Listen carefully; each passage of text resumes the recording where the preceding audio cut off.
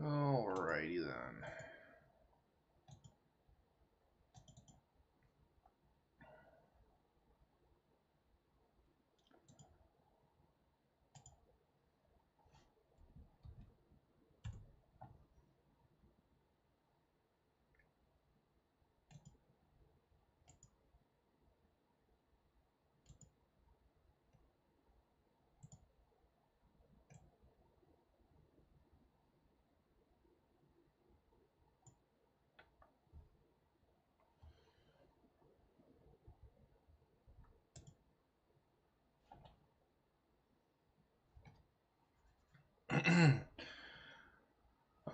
I think we're good now.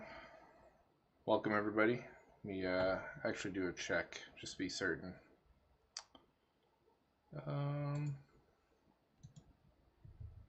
Starting on time too. Perfect. All right. Hope everyone's doing great tonight. I know it's pre-release weekend, so Foundations has officially started. The official release is the 15th, though. So if you're here, you're obviously not at the pre-release, but you could always go Saturday or Sunday if you wanted to.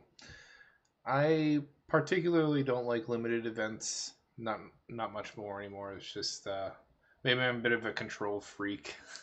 I can't handle RNG being too much of a factor. When it comes to like deck construction, I like being in full control, and playing in limited format, I feel like it's mostly just luck of the draw. There is still some skill involved, and I guess maybe I'm just not the best at it. But I haven't done it in a while. Maybe I should give it a shot again. Maybe I should do some stuff either through Moto or Arena so people can see my skills when it comes to drafting. But here for the spoilers and talk about this guy tonight.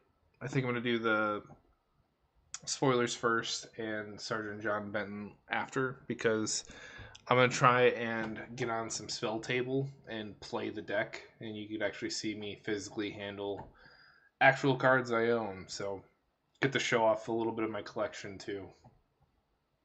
But starting off, we're getting a full art of Rex Sage, which I really like. I don't know if we've gotten one in the past.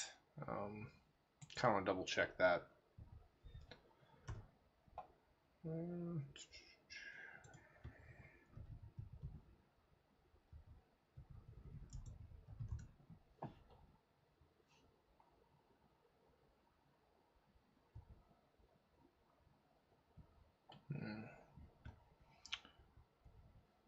I'd like to pop this back out.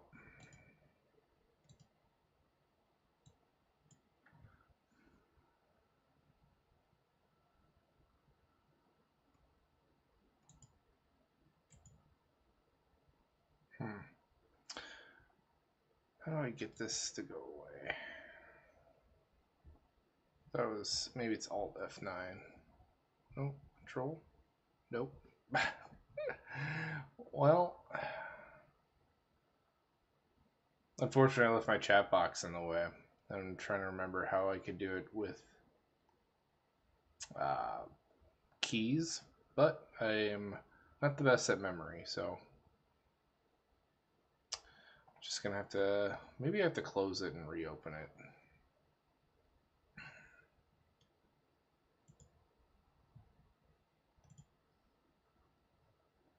Sorry about that.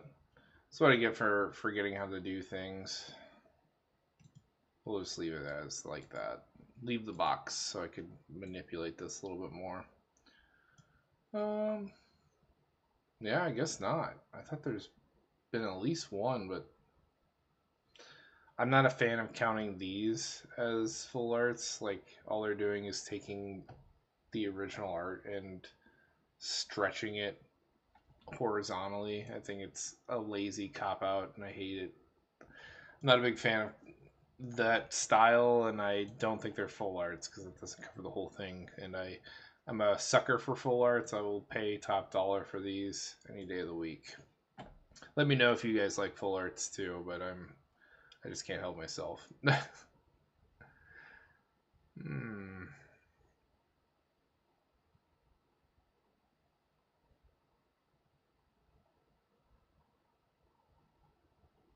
Zamone's kind of unique.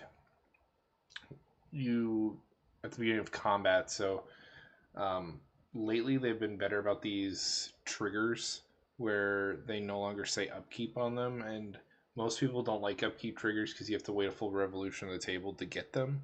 But when you have stuff that triggers on combat or on end step, you literally accrue value the moment it touches the field, and that's why I like this version of Zamone a lot. And then doubling counters on a creature or artifact can be quite significant. Just including the word artifact, there's a couple of ways you can break that, I'm sure. Off the top of my head, I can't think of anything, but um, I guess things like Everflowing Chalice, where you kick it and you put counters on it, that could get kind of scary. This might be a good fit for like those Atraxid lists that play that kind of stuff. We got a new version of Loot to play additional lands, and then for 6, you look at the top 6 of your library, reveal a creature where its mana value is less than the number of lands you control, and you get to cheat into play. Okay. I think just for the going rate of an additional land drop for 3 mana is great. It has a big butt. It stuffs out a lot of aggro. So it's kind of up there with the rate of Wayward Swordtooth and Dryad Lycian Grove. So if you play those, I'm sure people like this version of Loot. Personally, I don't play Wayward Swordtooth or Dryad that often. I like Azusa because I like the rate of 2 additional lands over just 1, and then Exploration's also really hard to beat. 1 mana to make it so you can make 2 land drops a turn is pretty darn busted. I think when they make a enchantment or creature that costs 2 mana that does that effect, that'll be a hot commodity. Just based on like the price range of Exploration. Genesis Wave's getting a full art treatment. Vengeful Blood Witch. Isn't this a reprint too? This came out last set, right? In Duskborn?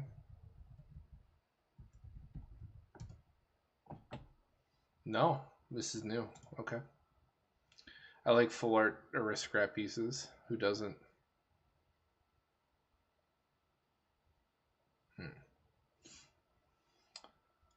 And then Rise of the Dark Realms is getting a reprint. For whatever reason, the newest Shielder that we got from March of the Machine is more expensive than Rise of the Dark Realms, but you play it for the same reason, and Rise is just strictly better. I'm pretty excited that it's getting a full art treatment. I will definitely pick up a copy and replace the one I have right now. But I think price wise, this should take a nice hit. Obviously, there's going to be more than just the full art version in the set. So there's a lot of new copies floating around, and it's going to affect the price range pretty nicely. Let's see what it's sitting at right now. Usually, just from the spoilers, the prices start tanking really early. I have this movie poster one, but it looks nowhere near as good as this. That's for sure. Already has a pre-order price of $69. Ugh, it's steep.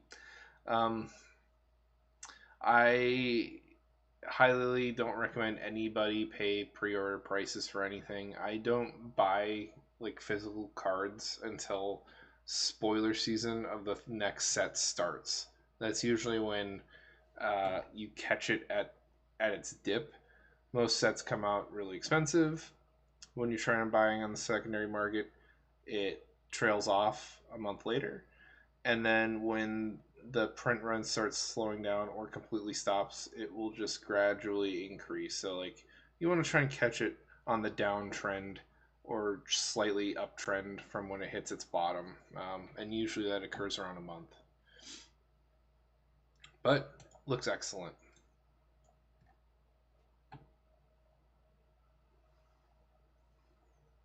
Oh God,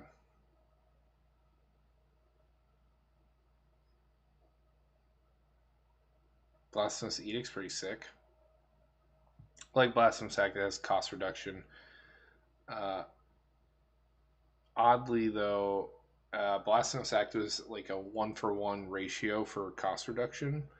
This is not. It specifically cares about the number 13, which is like the classic Friday the 13th kind of reference where that horror theme of number shows up multiple times throughout Magic's history, and that is the number that cares.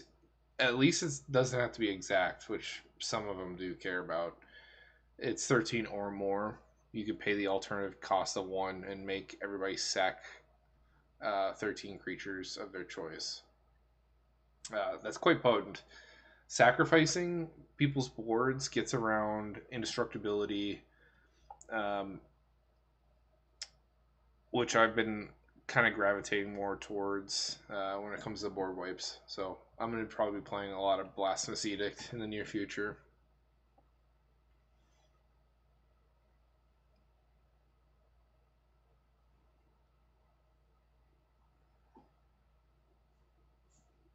Hmm. This little harvester is a little weird. You get one shot the moment a card hits the graveyard for a turn to exile and make a token, and then it replaces the other nightmare tokens you made previously. So, um, pick and choose when you activate this, I guess.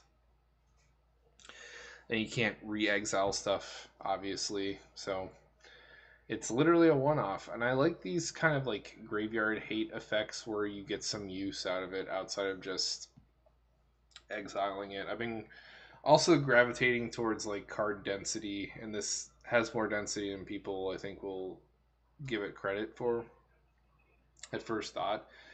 Um, I like this card a lot in terms of design. It's pretty fair too. Right of the Dragon Caller. When you cast an instant or sorcery, you get a 5/5 dragon. That's pretty sick.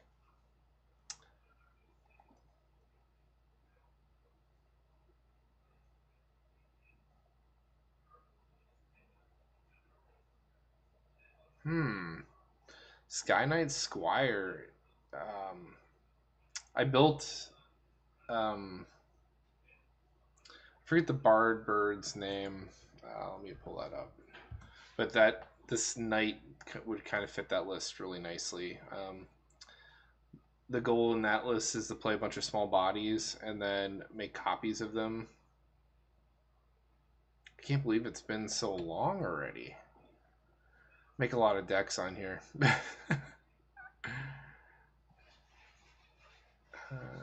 Oh, here you go. Asexual reproduction. Zinnia, I couldn't remember his name, but he's a good fit in here because of the offspring mechanic.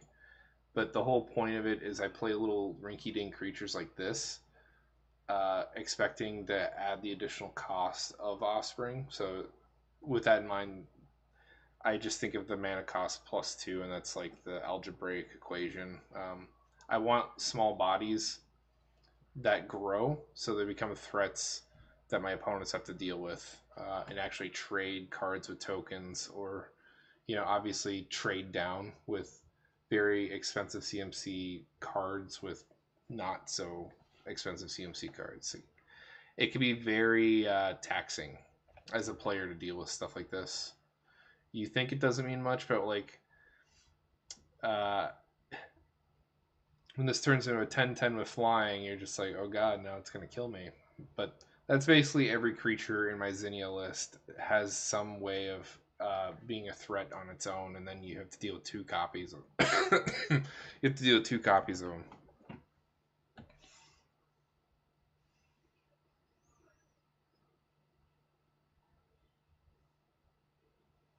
Hmm. these life gain stipulation text boxes seem to be Wizard seems to be learning from their mistake. Because Sarah Ascendant was like the big oops in terms of like it was before the time of EDH, and then it gets abused every time. Someone even plays it competitively. Like if you're playing competitive EDH and you're white, you kind of have to play Sarah Ascendant because obviously you start with 40 life and you meet the requirements, and it turns into a 5/5 with lifelink that just or a 6/6 with lifelink that beats people to death. And now we have these text boxes that care about your starting life total, and they don't give you like a hard set number anymore because of stuff like Sarah Ascendant. But it gets really scary. As long as your life total is greater than your starting, it gets +1/+1 menace, and if you have 10 greater, then it gets +5/+5. Pretty scary. It also has lifelink and hexproof from instance, which at first like thought hexproof from instance doesn't seem all that impactful when it is. The more serious of a play group you have, the more likely they're running instant speed removal, and then that is all they're running, and this will dodge a lot of removal. To be frank, it's a difficult to get rid of body that you have to eventually deal with. And I love things with lifelink and vigilance because it lets you play with reckless abandon and play aggressively. It's hard to trade with you if you're gaining more life or have a significant blocker up due to vigilance. Those are like probably my two favorite keywords in terms of combat.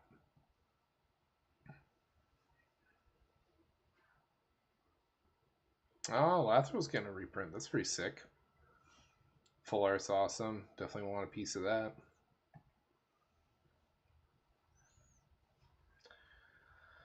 New Manland. Um, It comes in untapped, which is pretty nice. Um, Normally, control decks play Manlands because they need. Oh, thank you, Warehouse Games. Welcome. Sorry I didn't catch you earlier. I was in my swinging my groove talking about cards, but Soulstone Sanctuary and Manlands, they're normally played in 60 card formats, and they're played in control decks because they're difficult to remove threats. It's because it's a land over 50% of the game. Most of the time, they play Manlands that grow on their own that become threats. But if you're playing against a hardcore control list where they're just removing everything you play, this will just kill you with chip damage eventually. And you have to interact with it on instant speed, which can be taxing as the opposing player trying to get something to stick. Come of the World Eaters getting a oh this is a new one actually. I thought this was a reprint. When it said Ward 4, that's when I was like, whoa, that's different actually. And its stat block's pretty funny too in 8/12. Whoever deals damage to player, create 4 serpents. Well, I think this will be a good set for Coma because, or people who play Coma, because the Coma Coils is an extremely expensive token. And now that we're getting another set with Coma Coils, that hopefully comes down.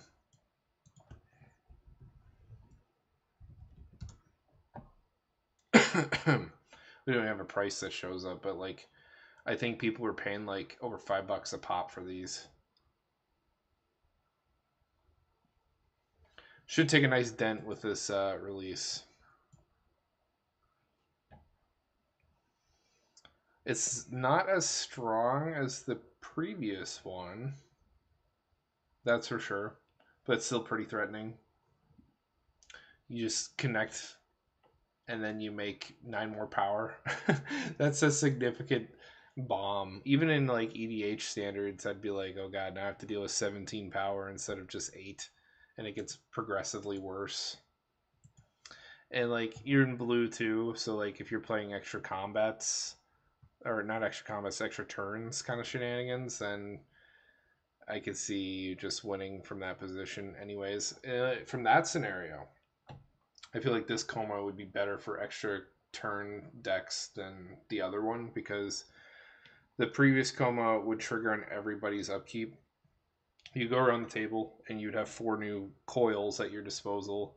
It's pretty darn close to the same rate for just connecting in combat. A bit of a worse floor, better ceiling, if that makes sense.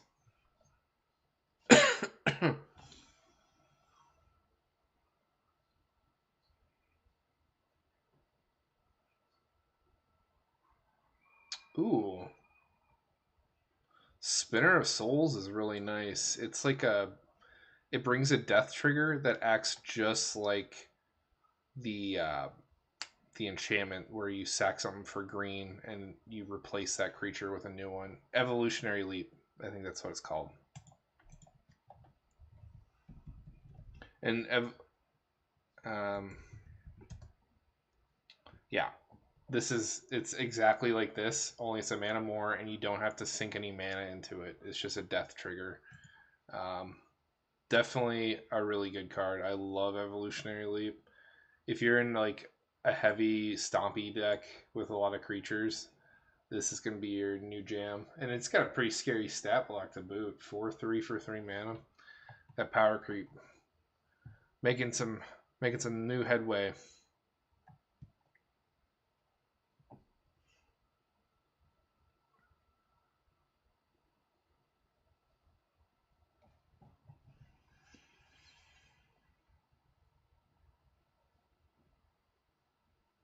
Oh, Quilled Greatworm's pretty intense. It's a resilient body. You can remove counters from stuff, 6 specifically, and you could cast it from your graveyard. That is pretty scary. Um, and its top ability paragraph synergizes with the bottom one. Whenever a creature deals damage, you put that many counters on it. So you could probably consistently keep this in play. I don't know if this will see much play in like 60 card formats, but who knows? Uh, it's not legendary, so you could run 4 copies of it, and like it's a scary body for 6 mana. And like I said, it was resilient too. I don't know if there's a turbo lands deck in 60 card formats right now, but I could see people wanting to run this, or like a control list wanting to run this, because they run fewer creatures, but they're difficult to get rid of, and this fits that bill nicely.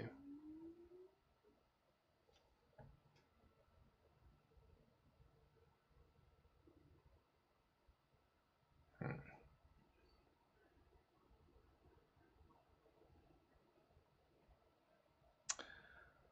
Kiora's it seems weird to say like this threshold ability isn't that good. I'm not going to say that. It is pretty good. You only need 7 or more cards in your graveyard, and the ETB trigger, which you can abuse with like a flicker effect to fill your graveyard up, because you discard 2 cards every time she hits the field. So, um, and then every time she attacks, you make an 8/8. The only thing that sucks about her is she's a 3/2 body, and it's pretty fragile. She has no evasion.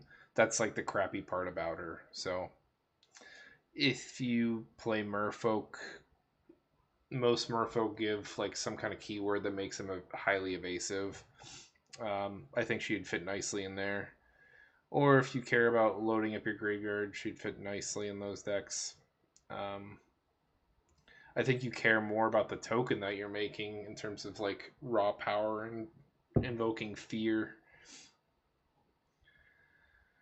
Interesting card. I don't think this is like. Oh, and the token's legendary. Okay, that's a little bit of a bummer too. Almost missed that clause. Yeah, this is probably a bulk rare. Do not pay a lot of money for this. I think you probably get this for under $1 in that month dip I talked about earlier. Ooh, Raise the Past. No, this is pretty sick too. If you like white weenies, this is a nice recovery piece. You return all creatures mana 2 or less value from your graveyard to the battlefield. Um, I don't think we've gotten anything this potent before. We've gotten a lot of things that return things to your hand that care about this, or return fewer bodies from graveyard to play. This returns everything. So for its CMC, that's a pretty good deal. I'd pay decent money for this. Not a bulk rare. I would say it has niche play though. You couldn't just play this in any deck. Maybe those decks like Luris, like this. In case playing one thing a turn isn't good enough for you, you could get it all back.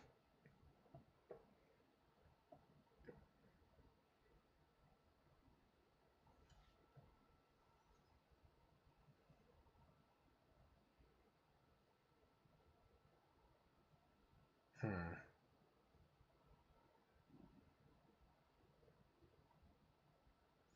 Again, Sylvan Scavenging triggers on end step, so it's doing something the turn you play it, which I like. I don't see myself personally playing this in much though. It isn't too impactful to warrant a card slot, so I think that's also gonna be a bulk rare. So if we boot skin new full art, I think the last full art treatment it got was Caverns of Ixalan, and the boots there looked a lot cooler. They were like adorned with like not dragon feathers, but dinosaur feathers.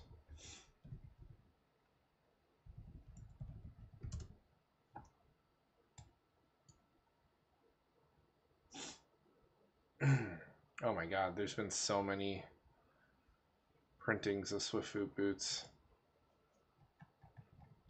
Even since, huh. Maybe I'm thinking of Lightning Greaves, but I have this version. I think this tells a way better story. I might replace my version with this. And I think this is worth some money. Because they were like the random insert of like a secret lair. Pretty cool.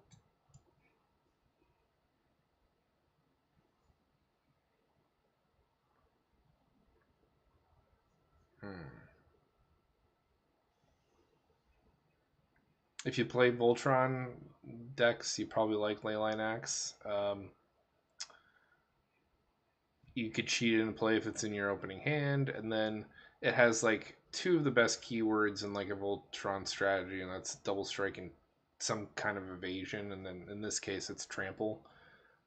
There's actually not a lot of equipment that give double strike. Oddly enough, there's just I guess this one, and then there was grappling hook and fire shrieker, and if you're in red, you have two more. So not a lot, and it's an important keyword because it literally doubles your damage output. And when you're trying to deal 21 points of damage to someone, double strike is incredibly important. I try and run as much things that get double strike, and like the worst case scenario, you draw another card that gives double strike, and if that should be destroyed, you have a backup already lying in wait, ready to go. But that's how important double strike is in Voltron lists.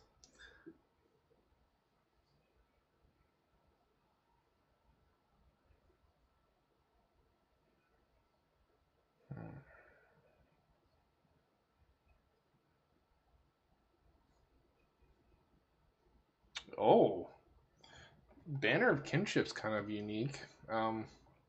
Name a creature type on ETB, and then per creature of that type that's in play, you put that many counters on this, and then it gives an anthem effect based on how many counters are on it. That's a unique anthem effect. I love big scary anthem effects. Like it's up there with probably shared animosity in terms of intensity, or coat of arms. Those are like the only two I typically play. I don't like the little rinky dink +1/+1. It's not very impactful or meaningful in Commander unless you plan on going incredibly wide. Like, um, maybe I care about +1/+1 when I'm playing things like what's his name, Krenko. He puts out a lot of little shitters really fast. Sire of Seven Deaths. Just keyword city and then a big scary ward ability where you force someone to pay 7 life to kill it. hmm. I think someone had a lot of fun with the design of this text box. I wonder why they stacked it up one word or one keyword at a time like that. I wonder why they did that. I wonder why they couldn't just write it out traditionally with commas. I'd like to hear the story behind this card. Uh, if anyone knows it, feel free to mention it. But like, I don't think they've ever printed a card historically where they listed keywords out like this.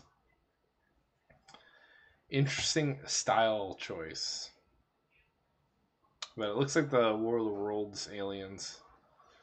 Galta's getting another full art treatment. Ooh, this Abrade looks sick. This is one of my all-time favorite red removal spells.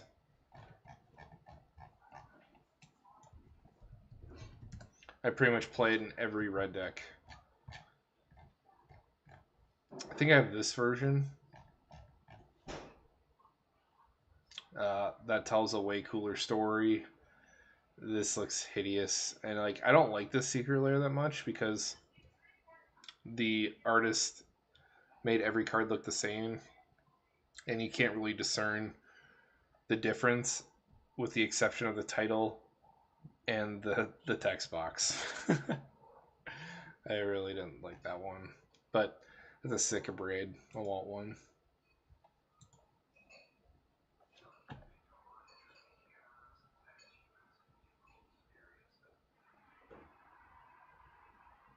Ooh, High Society Hunter. I don't really care much about the top paragraph. I do care a lot about the bottom paragraph where whenever a non-token creature dies, you draw a card. That doesn't care just about your own creatures. It cares about everybody's creatures. So it's like the Soul Harvester, only it's a mana cheaper and it flies. So a lot better in a lot of ways. Another example of power creep, making Soul Harvester look like shit. But this guy's a lot better than I think people will realize until a board wipe fires off and like 20 things die, and the guy's like, okay, I draw 20 things. And then you're like, wait, what? That's what happens every time someone has a Soul Harvester in play and a board wipe goes off, and they just forget that it doesn't apply to just them.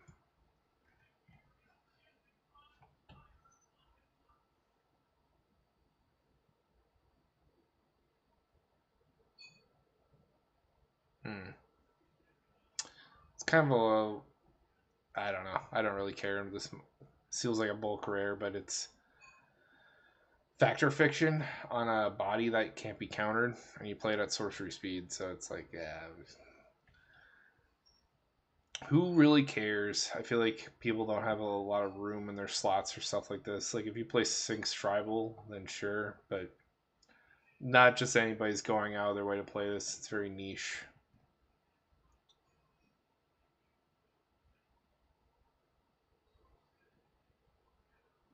Ooh, I love.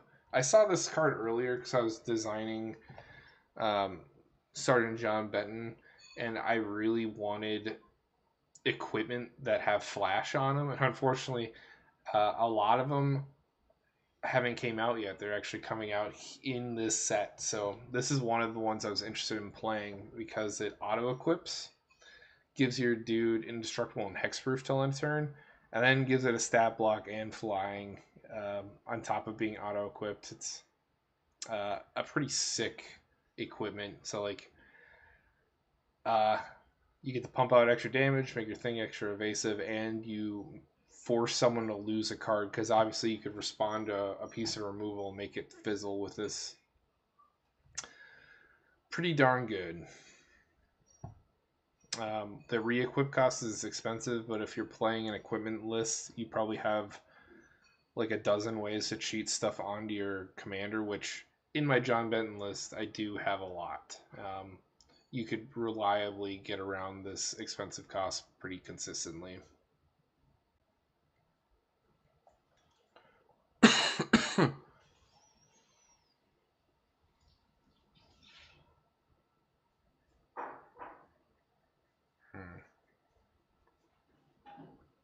Drake Hatcher's all right. I think the more interesting part of this card is the keyword of prowess. They stay away from prowess. They don't print a lot of things with that keyword on stuff because it's like the little redheaded stepchild of Storm. It functions similar, and they don't want to touch Storm with a 10-foot pole. It's like one of those like. That's why they call it the Storm scale because it was too powerful of a mechanic, and prowess is pretty darn close to that. So they avoid that kind of stuff, and it's all right. You move counters from it to make drakes. I guess the nice thing about it is it doesn't have a cap. The only limitation you have to deal with is you have to remove 3 to make the body, but you could do that as many times as you have counters on it. So there is some combo potential in this, I'm sure. I just can't think of anything in particular at the moment. If you could make infinite counters, you could make infinite bodies. And I'm pretty sure there's a way where you can make it so this ability feeds into itself, where you make a body and you throw counters on it, and then that is how it works, I guess. Or you make a body and then you proliferate from that body, and then you can keep this counter count high. You don't even have to deal damage with it. So there's some potential in there. I can't think of how many hoops you want to jump through to do that. Fiend Artisan's getting a full art treatment. I like it a lot. Chroma's Memorial's getting a reprint. That's probably way overdue. This is like a $30 artifact. It's expensive because it's old. It doesn't have a lot of reprints. Oddly, for like how old it is, it's still pretty relevant. It gives a lot of scary keywords, including protection from black and red. When you're in certain deck color combinations, this is like the only thing you have for enabling haste or enabling other keywords that's on this, and that's why it's as popular as it is certain colors don't have access to these keywords or certain parts of these keywords.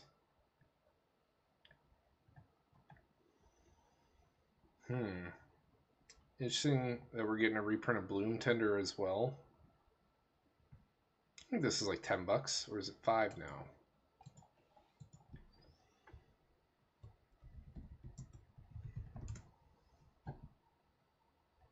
I don't want to look at like.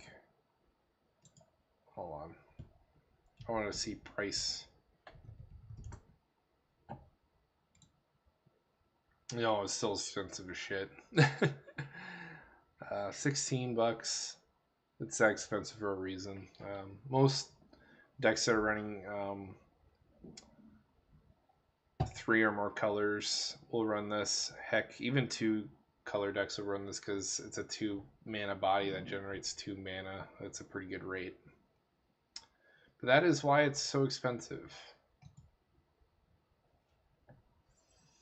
Oh, I see what they're doing. They're giving cards art types based on the original set it's from. I see. So like in the Ikoria set, the monsters were like these comic book art versions with the rocks you see here. I was wondering why this is stained glass. It's because I think Chroma's Memorial is based on Dominaria, or the lore of it is from Dominaria. Like the tip that I got was Goblin Bushwhacker, where it had this weird diamond pattern here, and that's from Zendikar. New Capenna art style, Theros art style.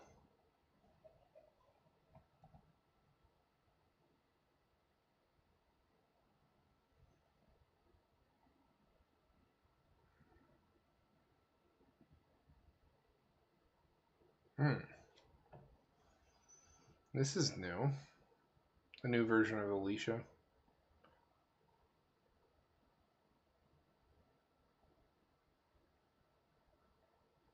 Wow. The raid ability's not bad. It gets stronger with every passing attack. I think the previous Alicia we had was Mardu colors, and you could only return something by paying mana, and it had to be 2 or less power. You get this big enough real fast. It has first strike, so it's hard to trade with. You could attack relatively safely with it, and then it gets bigger. Even the turn you attack with it, it becomes a 3/3, and you could cheat something from your graveyard into play for three. That's 3 mana or less right off the bat. Not a bad iteration of her.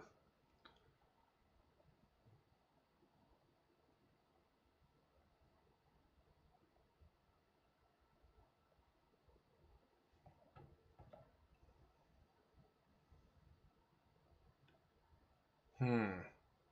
This version of Kellen is like a level up version. It's kind of like Figure of Destiny. You have to make Kellen uh, a detective before you can make him into a fairy rogue. And he's got a cool ability. If you deal damage on the first tier, you get to exile top of your library. You can play it that turn, and then on the next ability, you give himself double strike. So you basically get to rip 2 cards off the top of your library.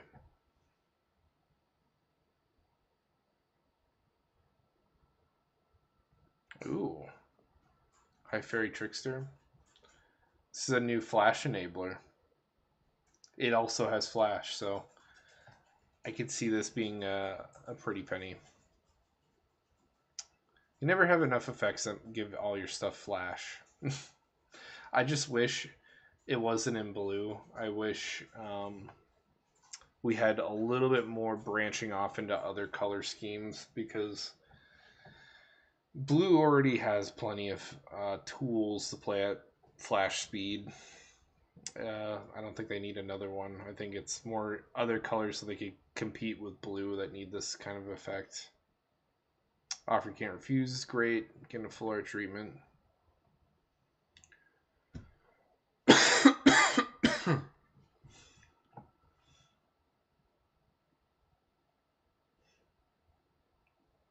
Oh, Scrawling Crawler's pretty sick. Uh, if you like Nekisar lists, this is a new probably staple for them. Whenever an opponent draws a card, that player loses life. I like that it's one-sided and it makes everybody draw. So like on your upkeep, everyone draws, but only your opponents take damage. Most of these effects hurt yourself too. This one does not. So pretty sweet. Tolly's getting a new full art treatment. I wonder if that's been done already. I feel like it has with the Secret Lair. I think it was the Jurassic Park themed one.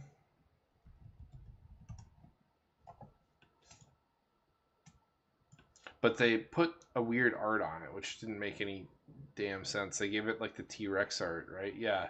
Look at this thing. It doesn't make sense because they had a Spinosaurus in the Secret Lair, but they put it on the T-Rex card from Magic. And it was like, why didn't you just swap the goddamn art?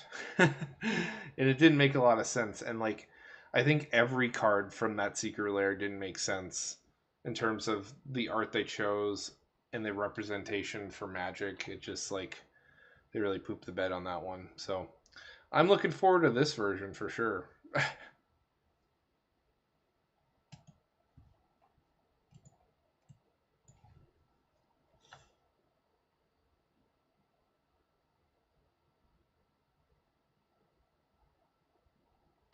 Ooh. Harmunculus Horde is like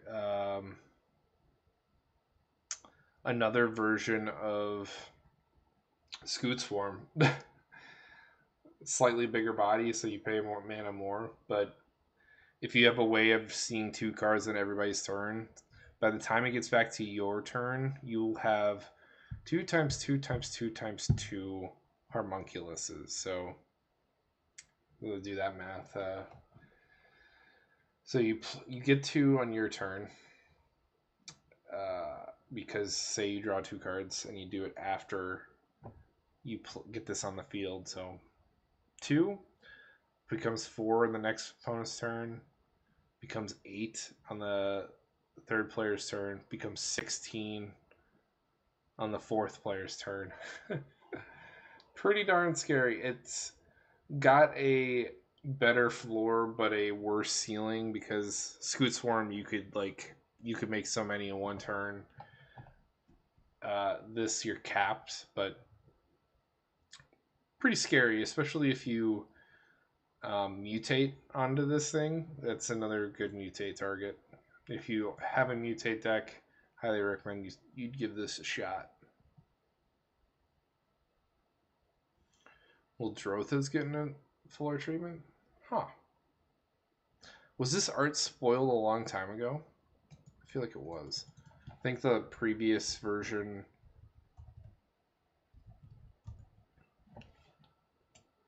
what did that one look like? Yeah. Take your pick of what you like more. Personally, I like it when the art is visible through the text box, which this one is. That previous iteration, it's just like too opaque and I can't really see the art. So like you get more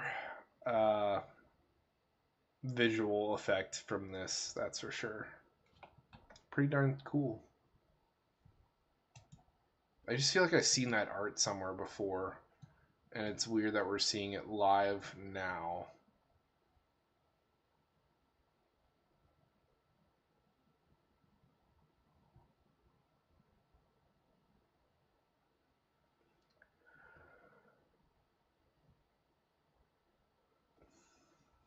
Exemplar Light is a nice little card advantage engine, especially if you're in a life gain deck. Highly recommend you give that a shot.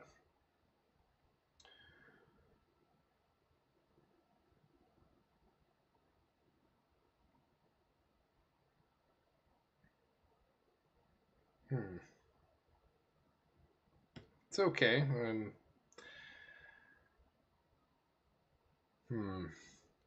These kind of effects are good when you're playing with Obeka, the one that could end the turn from the command zone, because then you get to keep the token copy forever, and you get to ignore end step triggers.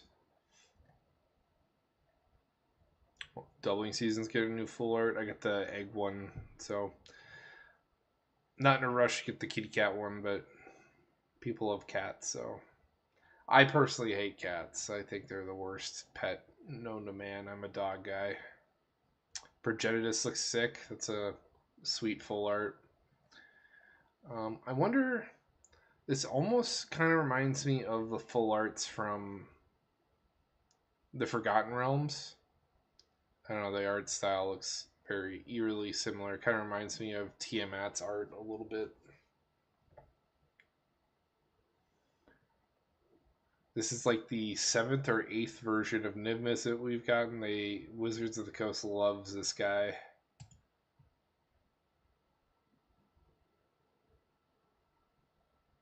Wow. This is a crazy version. Historically, every time something happens, Nimbus it does damage, draws a card. This draws you cards based on the amount of damage you deal, so that's pretty darn scary. You just have to hit someone with even combat triggers this. You hit someone for 5, you draw 5 cards. It doesn't care about the source. It could be just does everything. This is just another version of himself that combos with Ophidium Eye, where whenever you deal damage, well, actually, so you need to get an effect where whenever you draw a card, you deal damage. So the inverse of Fidium Eye. Interesting. I'm pretty sure there's something out there that combos with this that draws you cards based on, um, or lets you draw cards whenever you deal damage to someone. Or, God, why am I having such a hard time? Yeah, deals damage whenever you draw cards. There's got to be something out there that does it.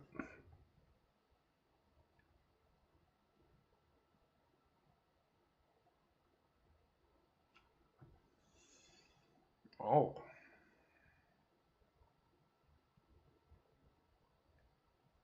Mossbar and Hydra is pretty sick. The landfall trigger is really significant. One fetch land and you double the land the counters on this twice. So it goes from 1 to 2 and then from 2 to 4 from one fetch land. It's up there for growth of speed like Managordra Hydra, that's for sure. And I'm a huge fan of Managordra Hydra. It's probably the most expensive version of Llanowar Elves we're ever going to see.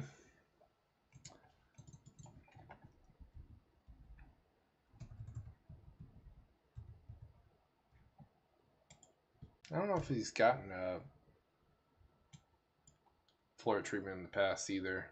I guess he has. Dominaria. Take your pick of which one you prefer. If you like the anime waifus or if you like the more magic related one. I'm indifferent. I probably won't go out of my way to pick this up. I like the colors a lot more. The Dominaria one is a little more diluted. I'm sure this like got a special foiling on it too.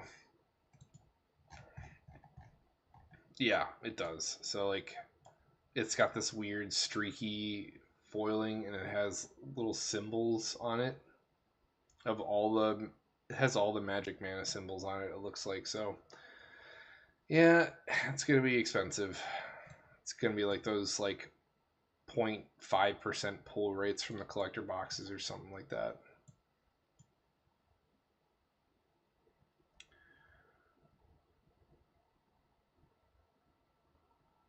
Oh, another damage doubler on a dragon. That's pretty sick. Pretty fitting when it has multiple heads. Art's on it's pretty kick-ass.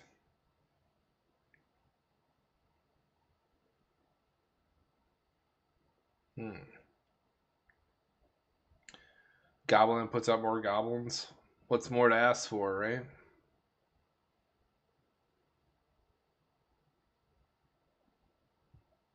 Zula Share the Lich Lord's pretty sick.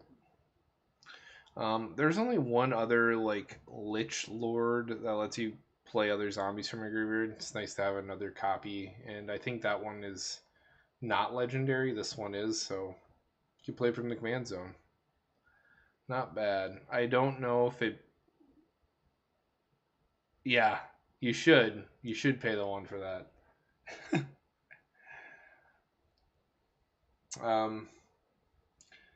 What was I saying? Yeah, the previous one wasn't legendary, but like I don't think this is strictly better than the blue-black version. I forget what their names are.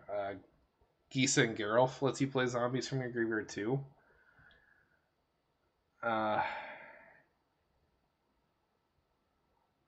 And like I don't know why you would cut yourself off from a color.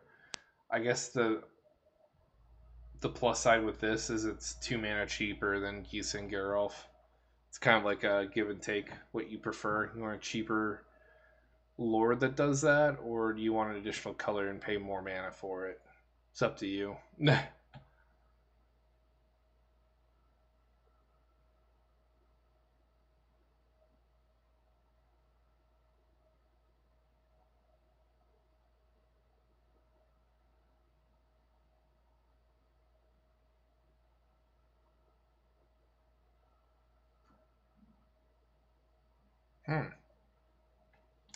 Pretty cool.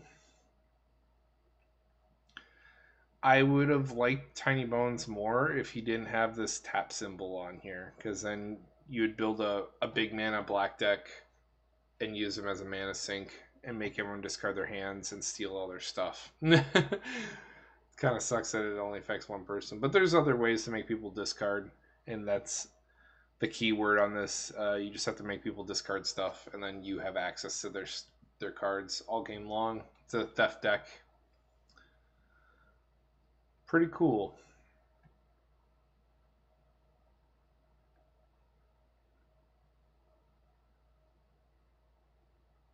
Ooh, Bloodthirsty Conqueror. Is it Exquisite Blood that does this? Whenever an opponent loses life, you gain that much life. I know that's the rarer of the two. Um, the other way around, where uh, if you gain life, you make someone lose life. Yeah,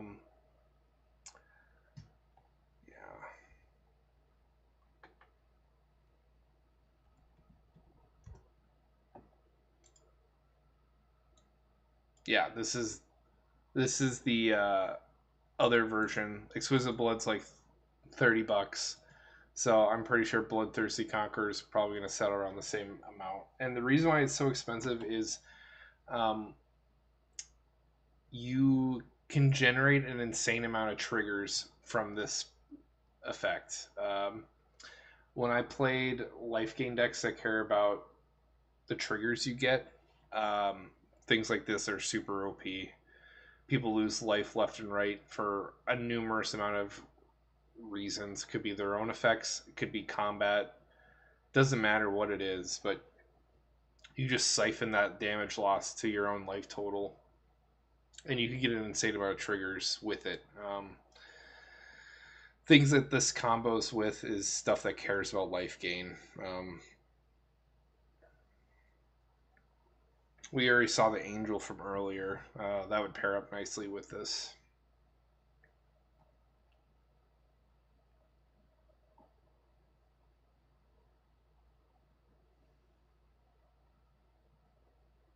Herald of the Eternal Dawn. That's pretty sick.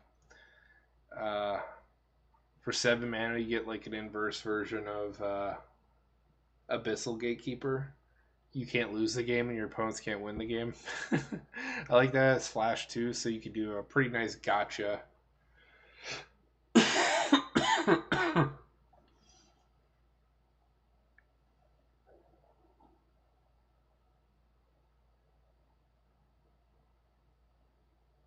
Hmm.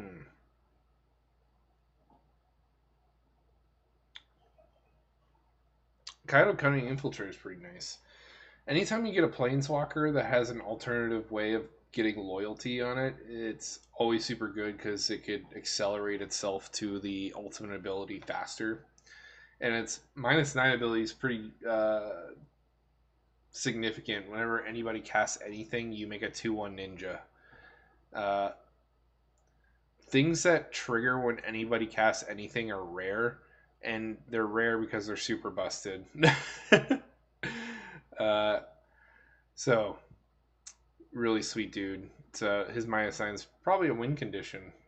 People cast a surprising number of spells. You make a surprising number of bodies. You go really wide, and you finish people off with combat.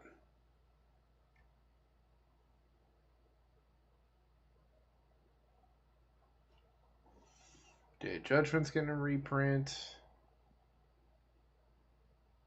Huh. Crystal Barricade. This is just an anti-red card. I don't know how popular red is in 60 card formats. I feel like there's always a burn deck in 60 card formats. This is pretty debilitating. Gives yourself hexproof so they can't shoot you with their spells, and then you prevent damage being dealt to your other creatures. So like this kind of basically forces the red player to use 2 spells to deal with this, or 2 cards to deal with this. And red decks don't have a lot of ways of refilling their hands, so this can be incredibly taxing. If you know your meta and there's a lot of red decks, this is probably a pretty damn good sideboard option. And it's a good wall. Good rate of 2 mana for a 0/4.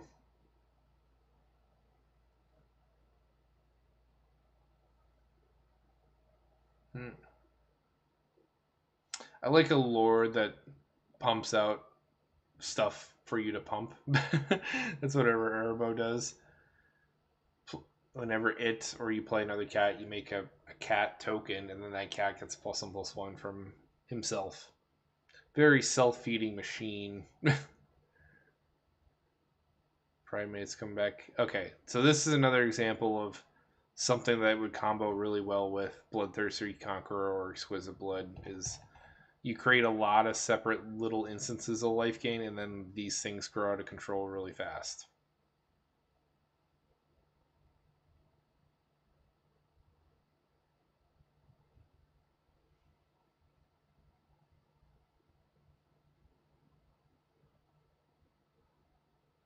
This Chandra feels really expensive. Yeah, I'm looking forward to it too. Thanks for watching, man.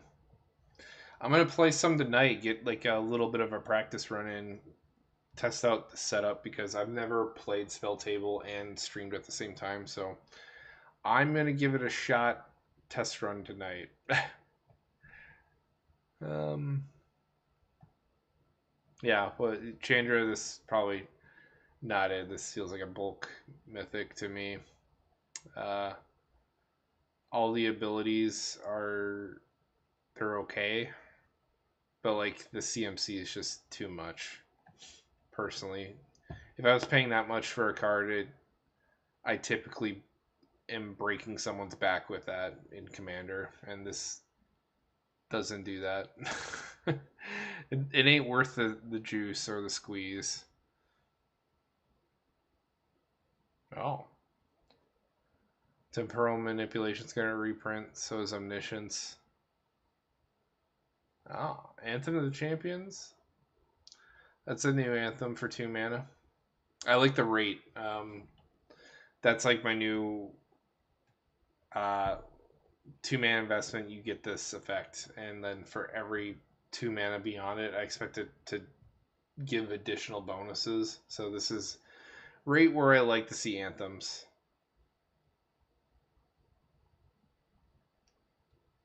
Oh, you milled yourself out with your Council of 4 deck?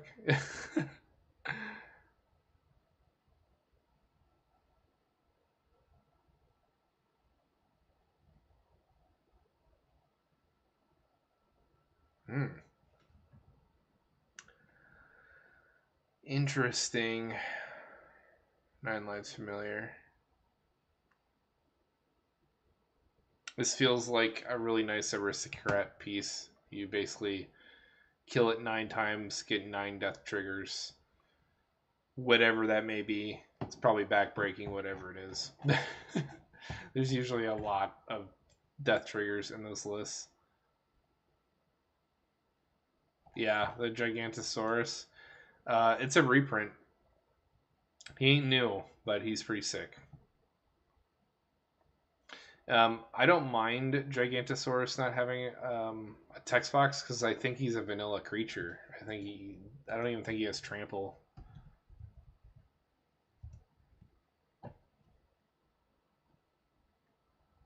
Yeah. So like, I love textless cards for things that don't need a text box. So like this, for example, doesn't need a text box. And then like, if someone played this, there'd be no confusion. They'd be like, "Oh, does that do anything else?" No, it literally doesn't do anything else. So I think they should do this for those kinds of vanilla creatures. It's like the most appropriate thing because like looking up cards because you can't read their text box is not exactly valuable time added to your day or to your game. Now we're just gonna look at the rest of the foundation cards, see if I see anything in here that, yeah, Cryptic Command does look pretty sick. So let's see if anything sticks out here, commons, uncommons, or maybe rares that aren't getting a full art treatment.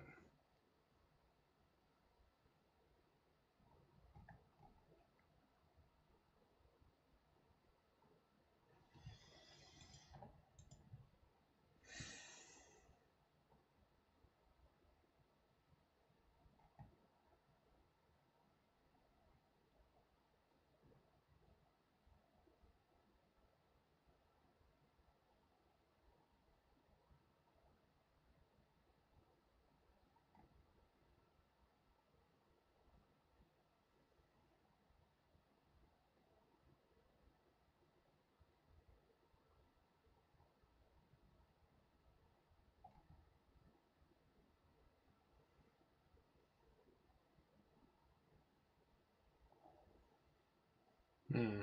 Hopeful Hunter. I like these cheap ETB triggers that draw you a card. It's not as good as Wall of Omens because Wall of Omens does more than just sit on the field.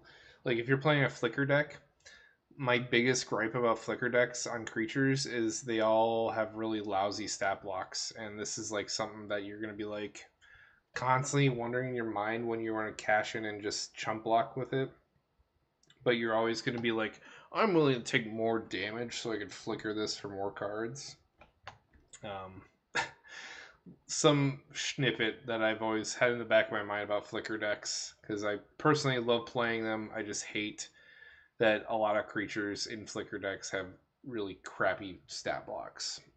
They're just useless and they sit on the board doing nothing.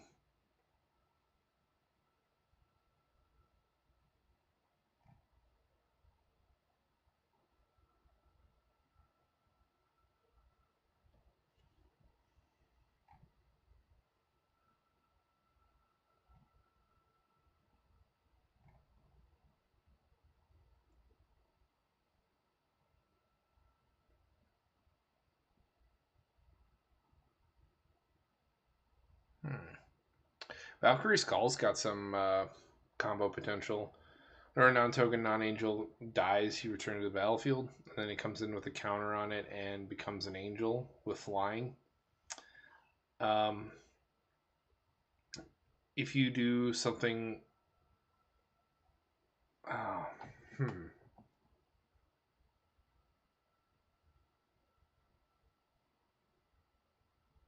darn, I was hoping you could abuse this with something like what are they called? Like Luminous Broodmoth, you could abuse with things like Solemnity, but you can't abuse this with Solemnity because like you're not putting like an angel identifying counter on it. It just is an angel at that point, but it's still useful in aristocrat strategies. You turn your death triggers into two with something like this. So if you're in white and you're playing aristocrats, this might be something that interests you. Oh, this is another card I was wanting to play in Sergeant Jon Benton because um, Double Strike is like the ultimate surprise I'm going to kill you effect. And that B here wanted me to build, and I'm going to talk about after I'm done looking over all the spoilers. But it's a good gotcha keyword because, it, like I said earlier, it doubles your damage. And this is one of the very few ways in white to give something double strike at instant speed. Um, if you do build my deck, B, highly recommend you throw this in there and the celestial armor that we talked about earlier. I don't think you were here when I mentioned it, but yeah, this card right here is also incredibly good with the commander that we built.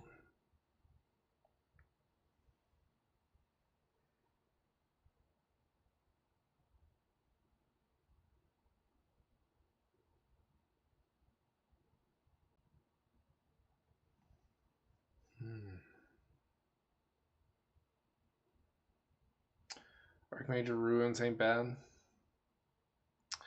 Not only does it make your instants and sorceries cantrip, but it's also a coupon. I think it's pretty fitting to make it 5 mana. Um, it's usually you get one or the other of these effects, and like typically coupons are like 2 mana. Typically these cantripping effects are 4 mana, so I like how they kind of like split the difference and just made it 5. It feels pretty decently balanced, even though they're both still really strong effects.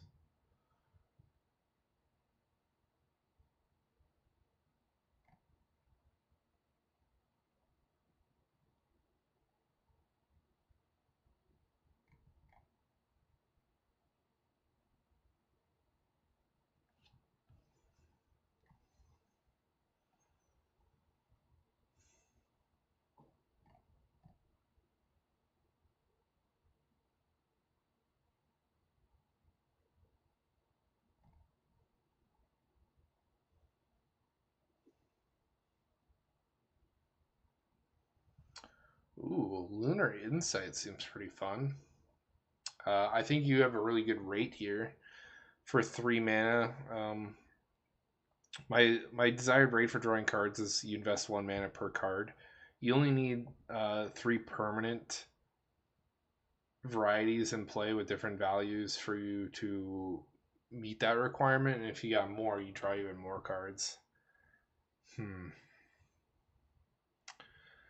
I guess at its worst, you can compare it to like those 3 mana draw spells that draw you 2, and this just has a significantly better ceiling. I think this is gonna be a bulk rare that people don't buy, but I still think it's worth you owning and having in your collection.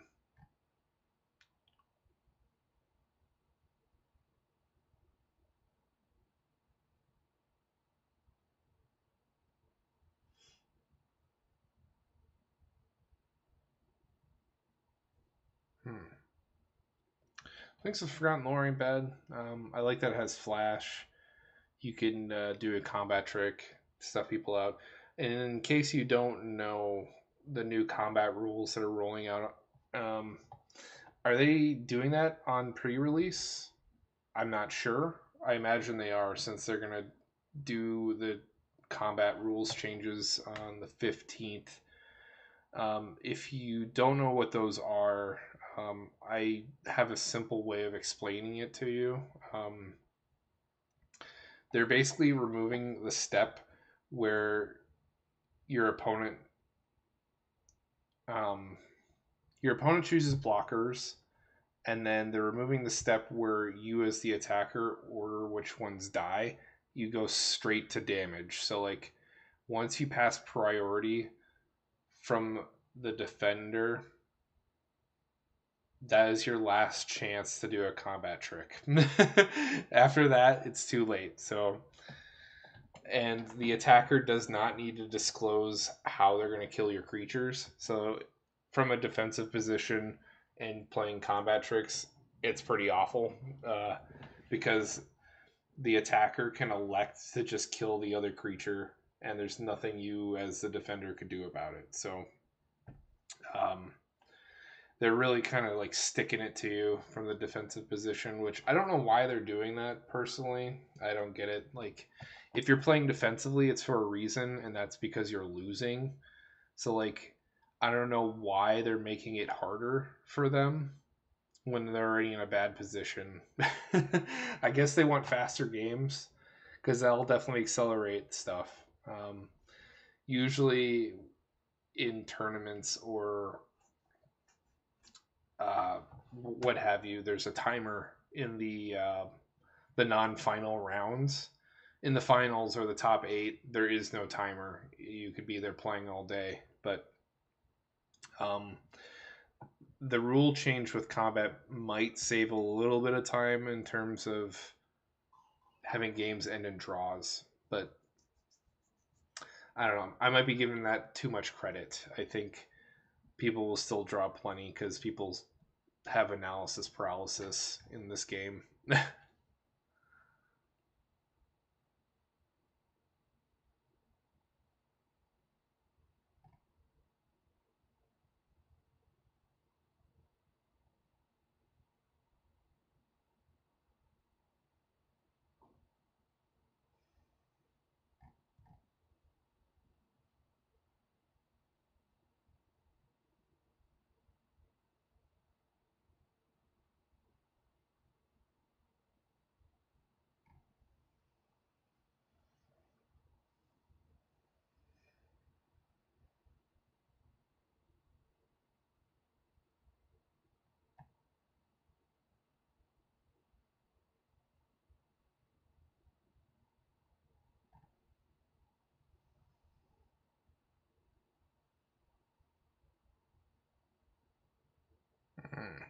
Infestation Sage ain't bad. 1 mana body that replaces itself with another body. Uh, Believe it or not, these effects are kind of rare, especially at the rate of 1 mana. If you play Aristocrats, you'll probably be interested in this card.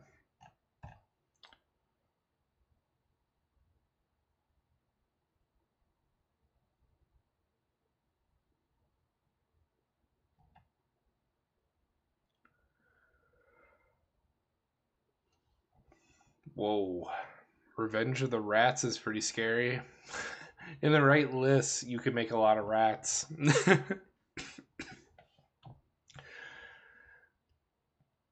You make one based on how many creatures are in your graveyard. Pretty scary for an uncommon. And it has flashback, so you could do it again.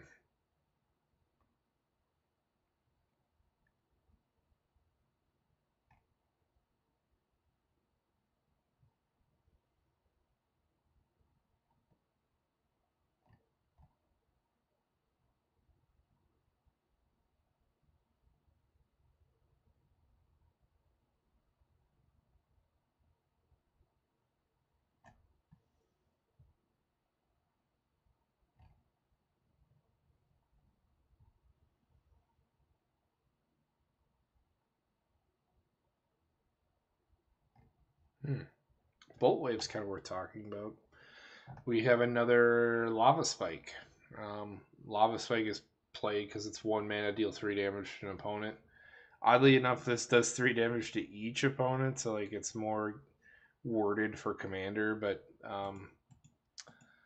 red decks will be happy with this.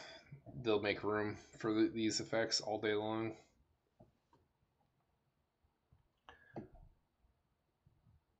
Ooh, bulk up's also really good. Double target creature's power until end of turn. And it's at instant speed. There's only 2 other cards that do this at instant speed for the same amount of mana. And this has flashback too, so like this could be just sitting in your graveyard. Your opponents could forget about it, and you could alpha strike someone because they're not paying attention. And not only do you get to do that once with an element of surprise, but you could catch someone with their pants down twice with the same card. That's pretty great.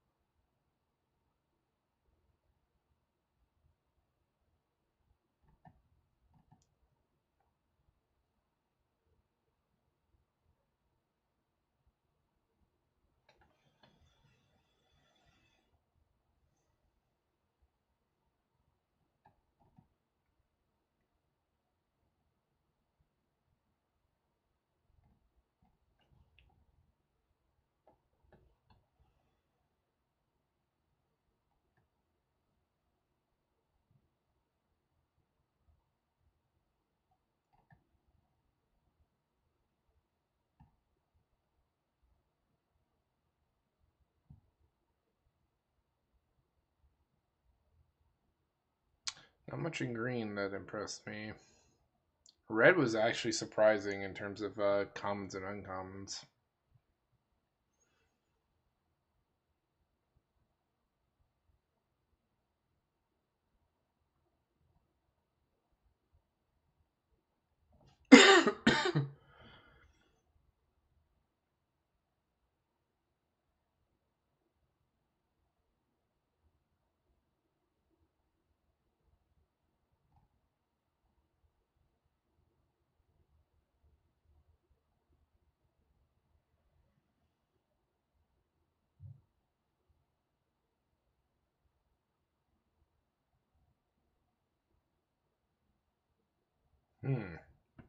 Kaikar is kind of interesting. He's a flicker commander, or you can make birds. The making of birds for casting non-creature spells or just making a body isn't anything new. I think the flicker part is way more interesting because you could realistically flicker something and bring it back every end step and really abuse that ability. The only thing that kind of sucks about that is the deck construction, because that means you'll have to split your deck evenly between ETB targets and non. Ooh. So actually, you can break this a little bit. So he cares about non-creature spells, so that includes artifacts and enchantments. Okay, so damn, I thought you could maybe exile non-creature permanents and return it. You can't. So back to that discussion of splitting your deck. You'll be forced to split your deck between creature targets to flicker and non-creature spells. So that's a little bit of a disappointing factor because it's a pain in the ass to build those kinds of decks.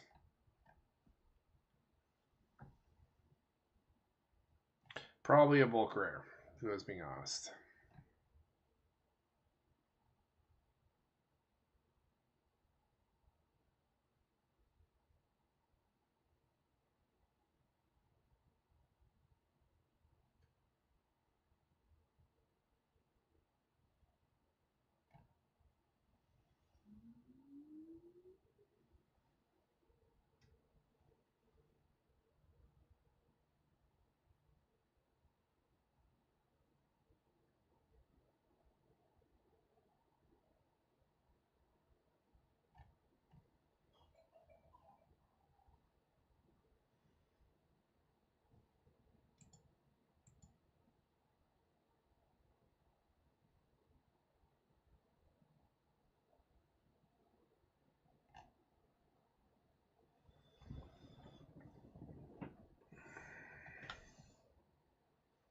Ooh, Authority Console's getting a reprint? That was a pretty expensive card.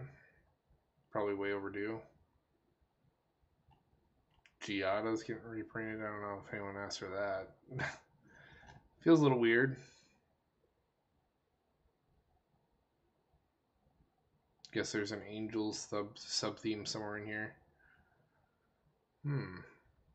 Resolute Reinforcements. People probably be playing this. The rate's good. You're getting 2 bodies for 2 mana. And soldiers are a desirable tribe. There's only a handful of these kinds of effects too.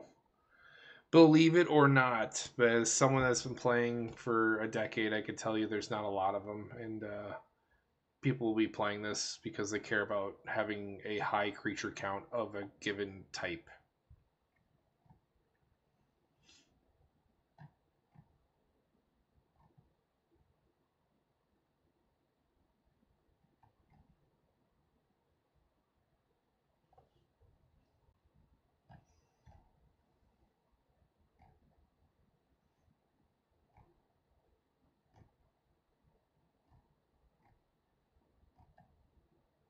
Ooh, Liliana the Dreadhorde General. That's a pretty sweet reprint too. It's like a $20.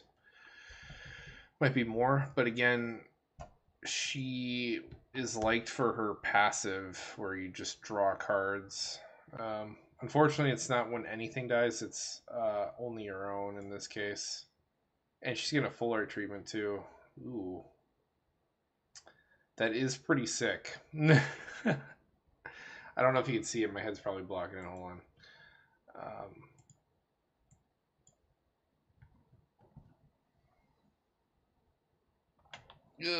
Right there. That's pretty sick. I would buy it. How much is, oh god. Oh, okay. So we're getting a regular version and a special foil edition. I will definitely pick up the regular version. I don't care about foiling personally. I prefer things to be not foiled because they sell you Pringles when they're foiled.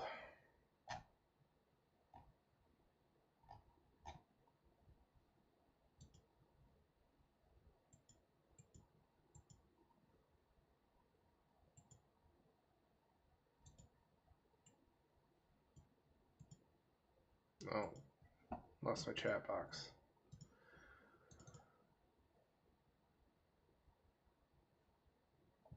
Why is it... Oh god. Get that smaller. I don't know what happened where it made it so tiny.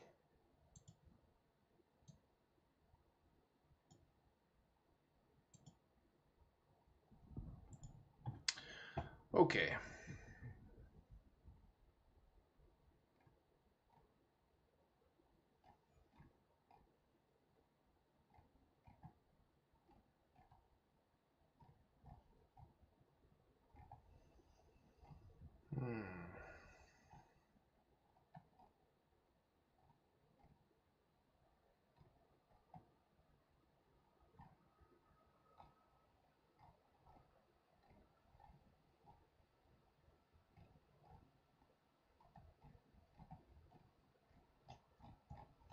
Well, we looked at everything from foundations. Let's go look at the jumpstart. I know there's going to be a handful of unique stuff in here. I don't know if I'll be able to play it on Moto, but can't hurt to look.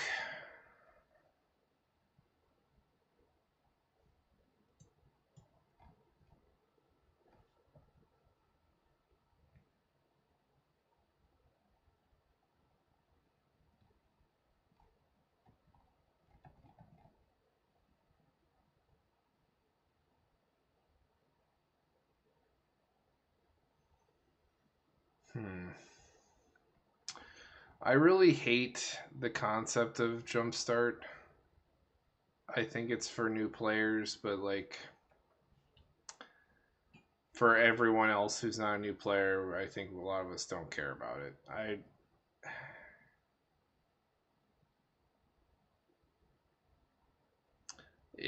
It's definitely for new people because the desirability is you take two deck halves and you just mash them together and you just play. Um,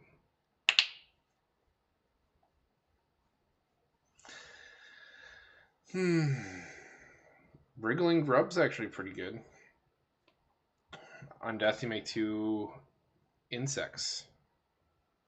So you get 3 bodies on 1 card. Perfect for a riskcraft strategy. Again.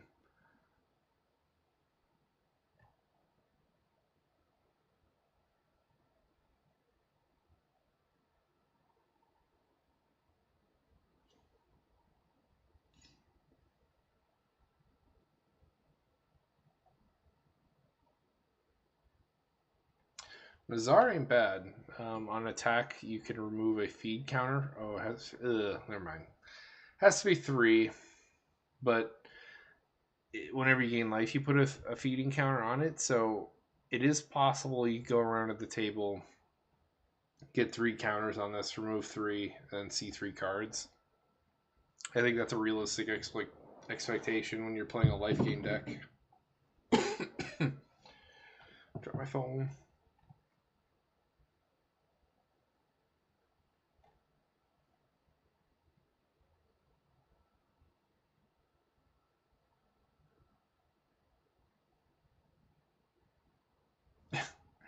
Dropkick Bomber. I like the flavor, the title, and what it does, but like, I don't really care for what it does personally.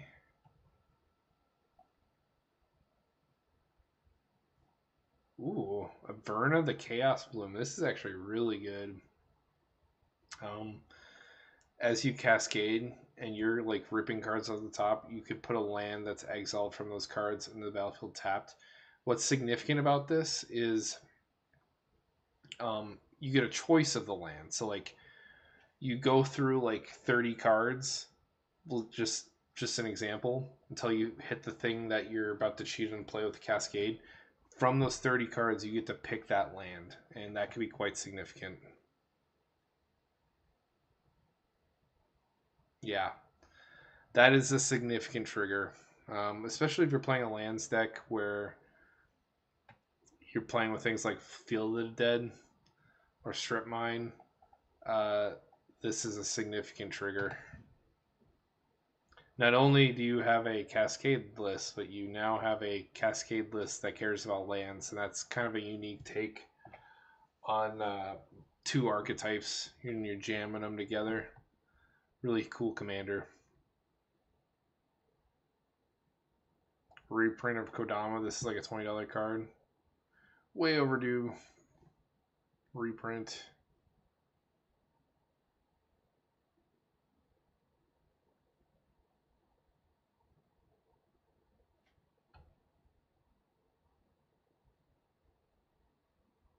Hmm.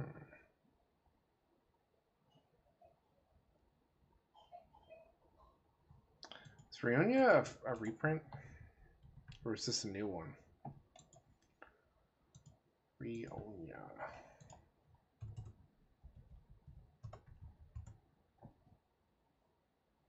No, it's just a reprint.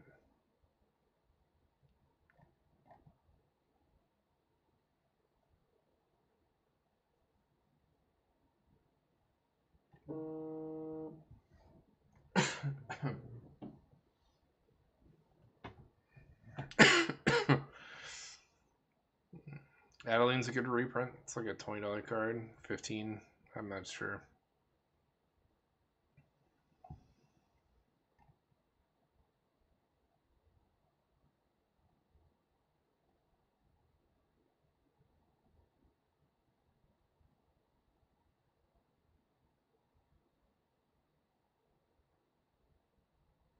Oh.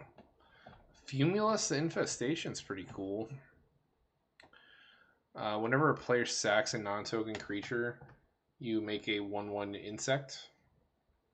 And whenever an insect, leech, slug, worm attacks, you drain a player 1 life, you gain 1 life. Now, this is an edict commander because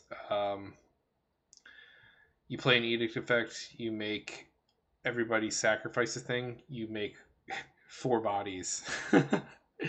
It's pretty darn sweet. This seems like a really fun commander to play. Just mono black edict effects. Super cool design, and I like this guy a lot.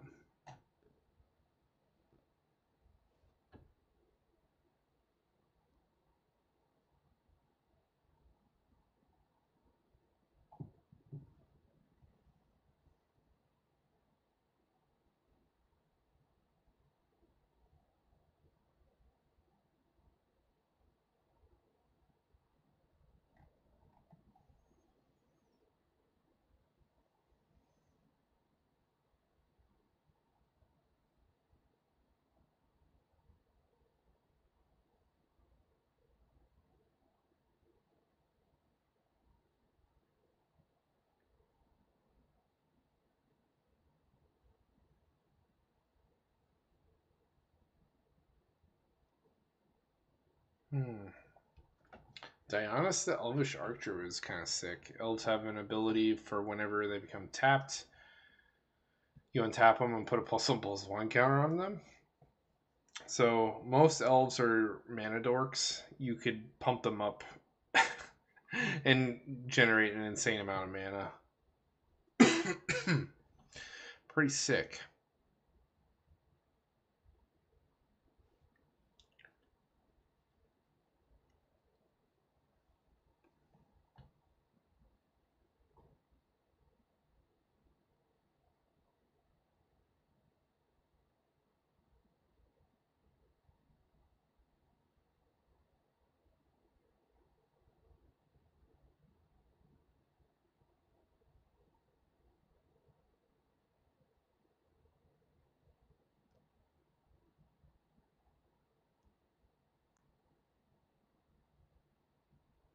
Wow. Gornog the Red Reaper. It's pretty brutal. um, it's one of the classic. You want to be playing warriors, and then you want to turn your opponent's stuff into cowards, so they can't block your stuff. Um, whenever a warrior attacks a player, so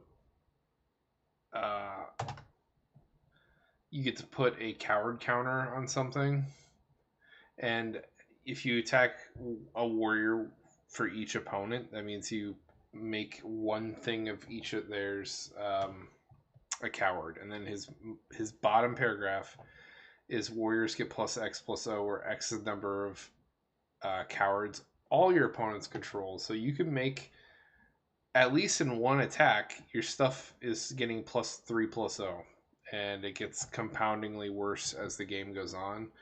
It's a scary attack trigger.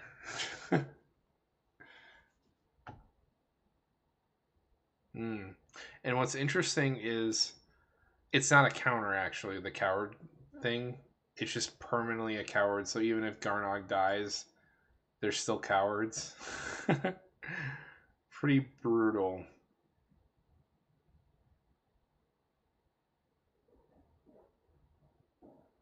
Hmm. Cleon the Merry Champion. This is a Storm commander for sure. The heroic ability lets you impulse the top of your library, and if you're playing effects that pump her up, like cheap combat tricks, you could string enough spells to probably pump her up big enough to one-shot someone, because she also has double strike. Pretty good legendary uncommon.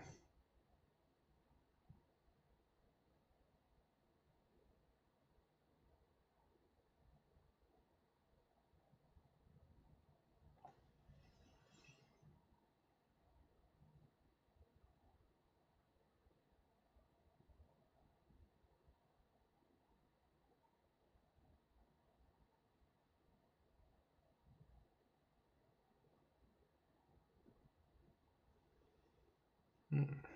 Breath is pretty nice. Got a free sack outlet on her. It can only be activated at sorcery speed, but a free sack outlet's rare. You can make her big, and then when on death, you pay a filtered red, black, and a colorless to deal damage to each opponent. So it's like a nuke button on our way out the door.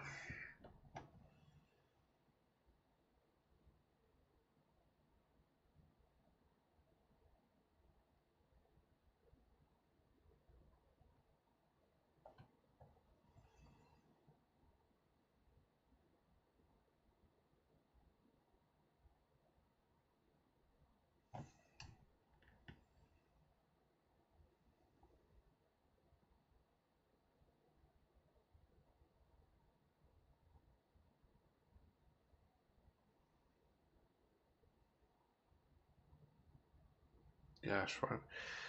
I been reading too much because this text is hard for me to read, and I think they also made the text small, which doesn't help. Let me make the image a little bit bigger. A little too big.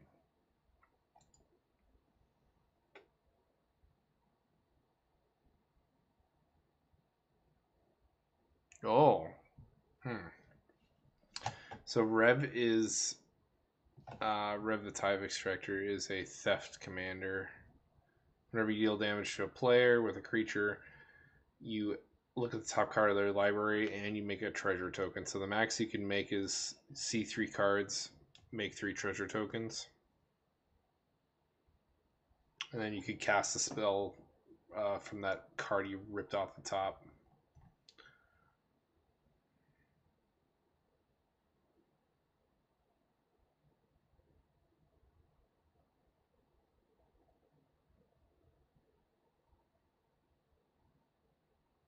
Wow. Near Dev seems really fun. Um, Whenever she becomes tapped, target player mills cards equal to its power. When you cast a spell from your graveyard or activate an ability of a card from your graveyard, draw a card and put a +1/+1 counter on her. Which is interesting because you could target yourself with his ability, so you could throw spells in your graveyard that are castable and make her bigger and keep fueling that effect. Lends yourself nicely to what's that? God, I'm at a loss for words. The creature that wins you the game based on not having cards in your library. Um,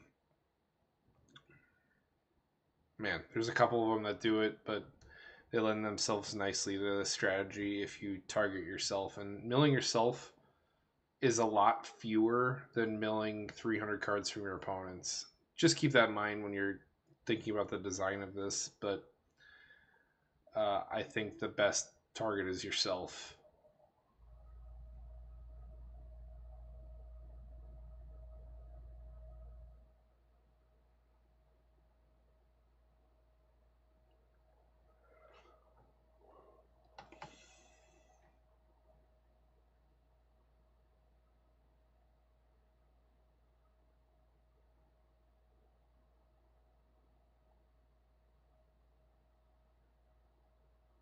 Hmm. Erdnan ain't bad. Uh, Puts a counter on something for on ETB. If it has 1+1+1 counter, it has first strike. If it has two, then it has double strike. That could add up if you're playing a counter deck. And like I said, double strike is a really sweet keyword. I could see this being in the 99 of +1+1 theme decks.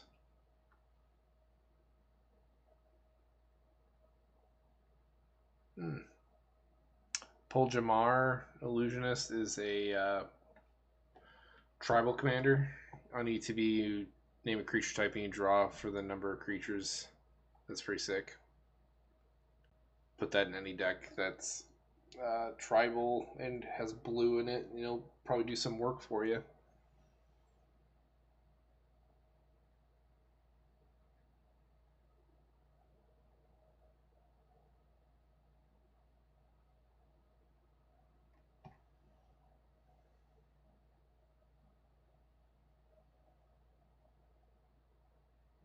Wow. Third, the Mayor of Destiny. Cares about Pegasus's unicorn and horse. Whenever you cast any of those, you make a copy of it, and it's an anthem effect. I honestly like if they didn't even have the anthem effect, I could care less. I think that the copying of those creature types is great. Uh, I think there was a formal unicorn or Pegasus or horse. You know, they're all fringe kind of tribes, and I like a deck that rolls them all into one.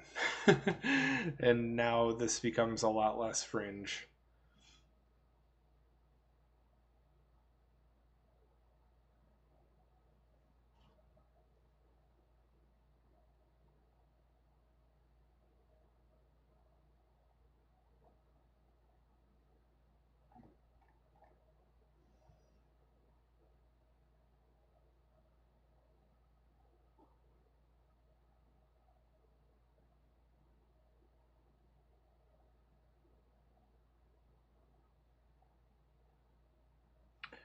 What in the world is this thing riding the turtle's back? It's a starfish? What the hell? It looks weird. The ETB trigger is pretty fun. You get to draw a card for each creature you control with toughness greater than its power, and then it has a mana sink ability where creatures assign damage equal to toughness rather than power. There are a lot of things that don't have defender but have really big butts in Azorius colors. So I love this guy. I might actually build and play this. Um, Off the top of my head, there's at least 20 creatures that cost 1 mana and have 4 toughness. So this is a really sick ETB trigger. And then it makes them all into lethal or at least scary attackers.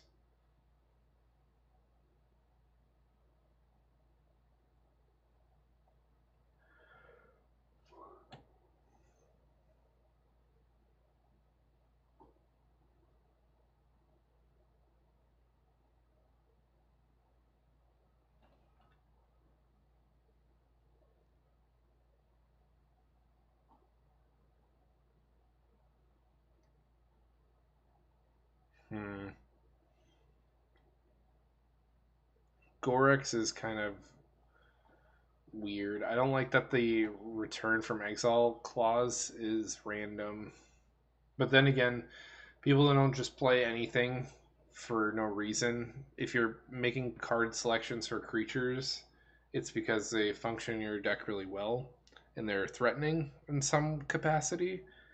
So, like, even though it's random, you probably are getting some of desire back.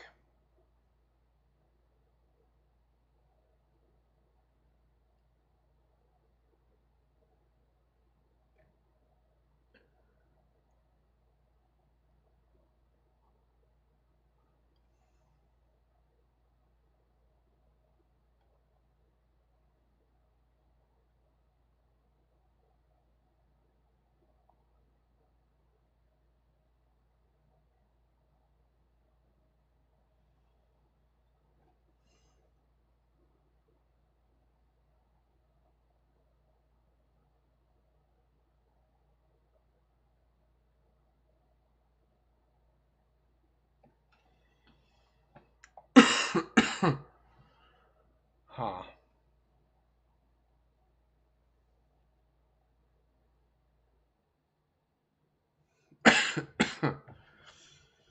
Kala, the Johnny's Primate is pretty sick. It's like a super anthem. Whenever you gain life, you throw counters on herself, and then other attacking creatures get plus X plus O, where X is the number of counters that are on her. And she has a mana sink to gain life, so uh, does literally everything for an uncommon.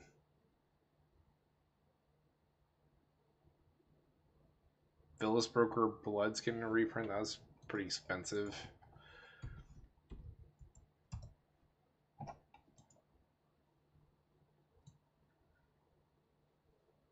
But $10, you get the Foundations one for 6 right now.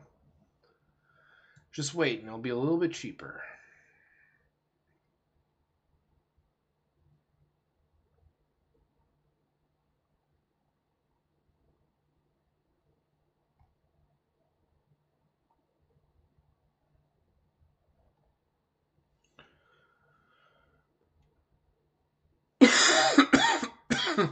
Man,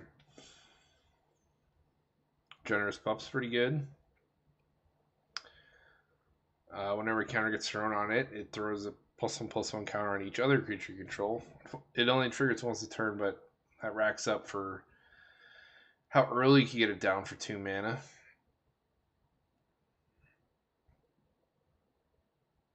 Wow. This is another good piece for a very obscure tribe. Saprolling, the Shroofus Sproutsire, or a Saprolling deals damage to a player, you create that many Saprolings. There's not a lot of things that could make a lot of Saprolings that fast. Like, there's the Thrinax, and that's about it.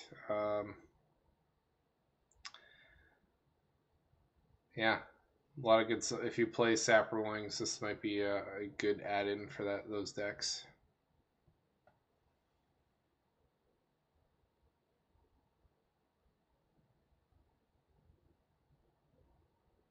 Scythe Cat Cub is great. It's kind of like the Hydra we saw earlier.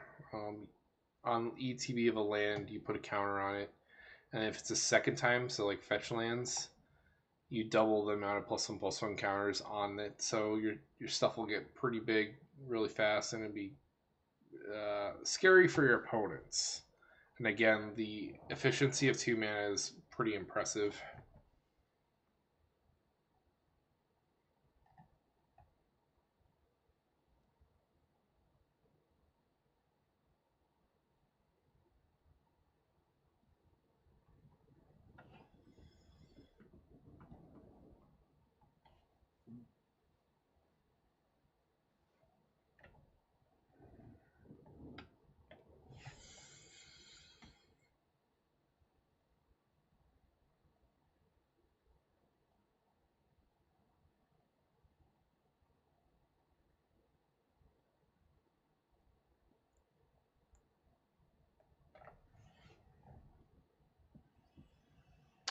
General Crate the Bolt Bringer. It's impact tremors, and then it also puts in bodies very slowly, albeit, but can't have enough impact tremor effects. And I think that's it. We covered all the spoilers from Foundations and Jumpstart.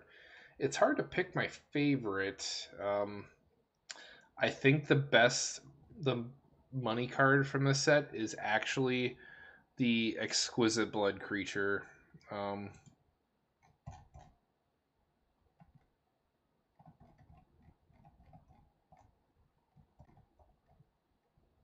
High Society Hunter, especially this borderless one. I think this is going to be the most expensive card from this set. Um, if you can get one, let's see what they're.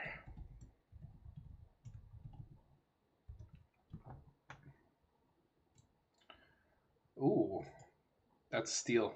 You get one for $2. Oh no, this ain't the one I was thinking of. No, that's the Death Trigger one. It's still good. I'd say that's still a steal too. My bad. Bloodthirsty Conqueror. That's the money card.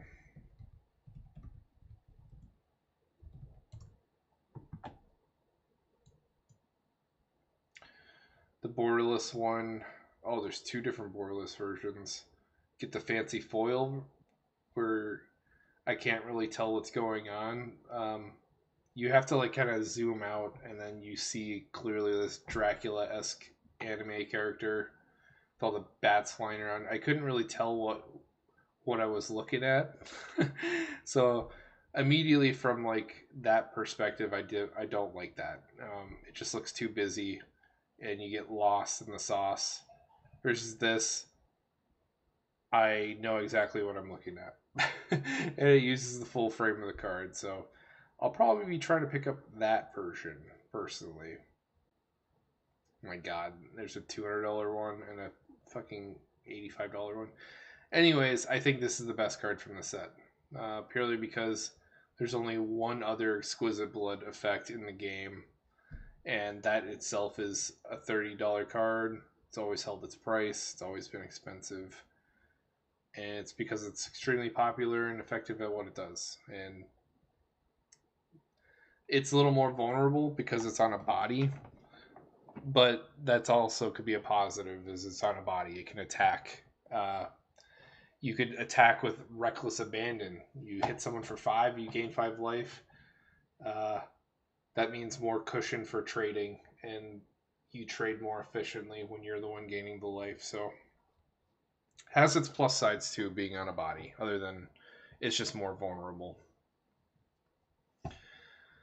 That's probably my number one pick. If you get one of these in a pack, hold on to it. I think the price is only going to go up higher. Okay, now that that's out of the way, we're going to talk about Jon Benton, the deck I built for B here.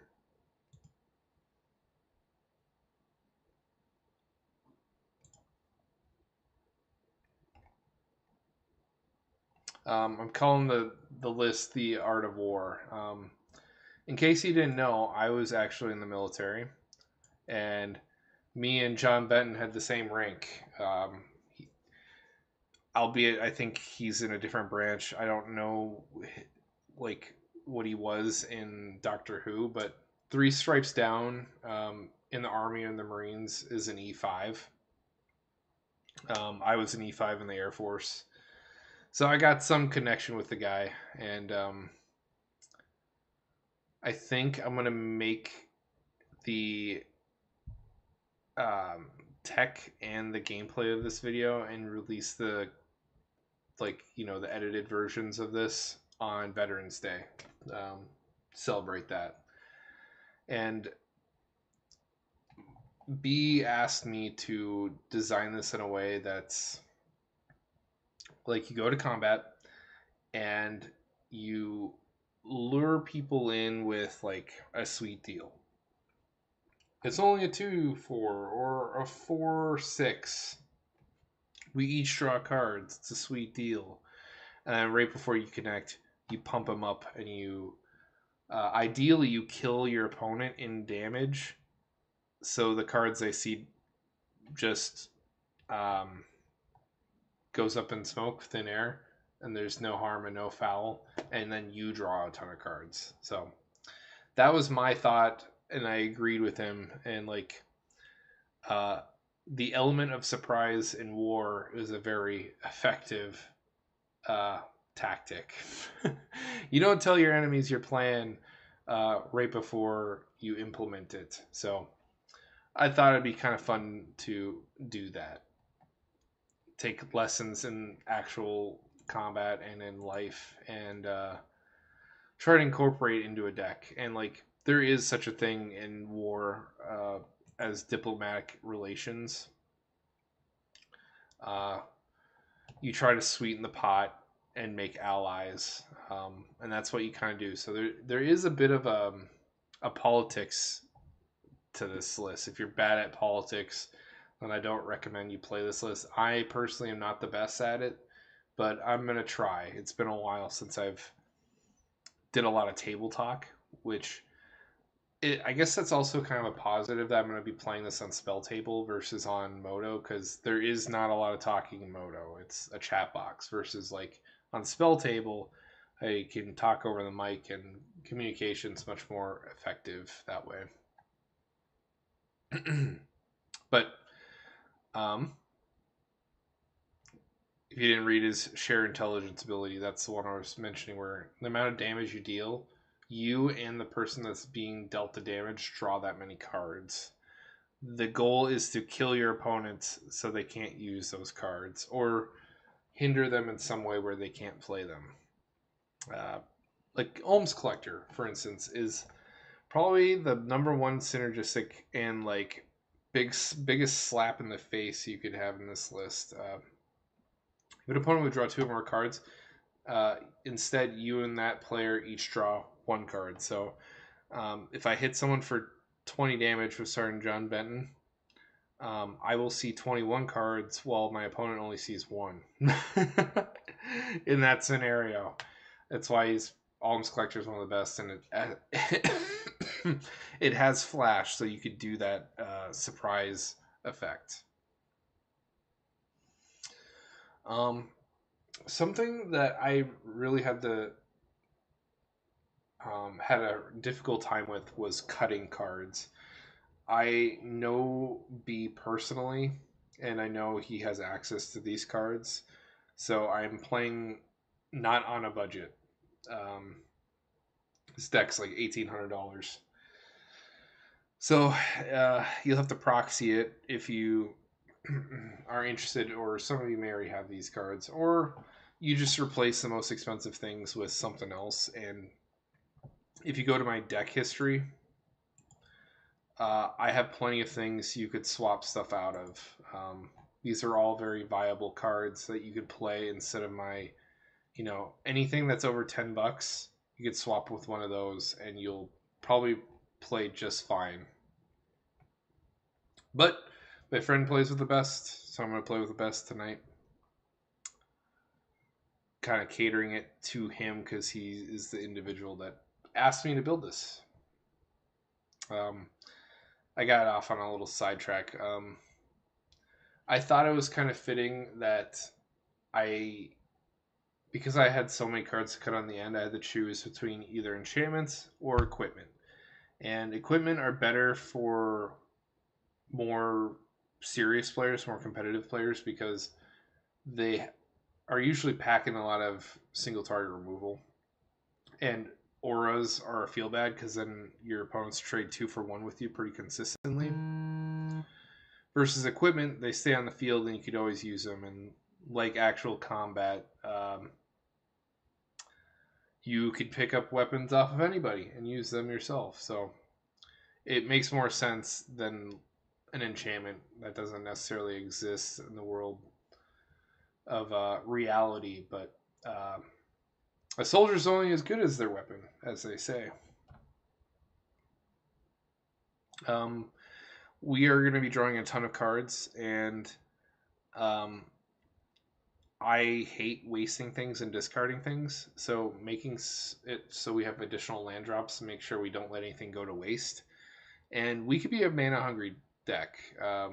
equipments are expensive to equip, especially if you have a lot of them in play. This will fix that mana problem or that bottleneck, and then um, it also makes it so killing your commander is less effective because you'll have a ton of mana and you'll just be able to recast him.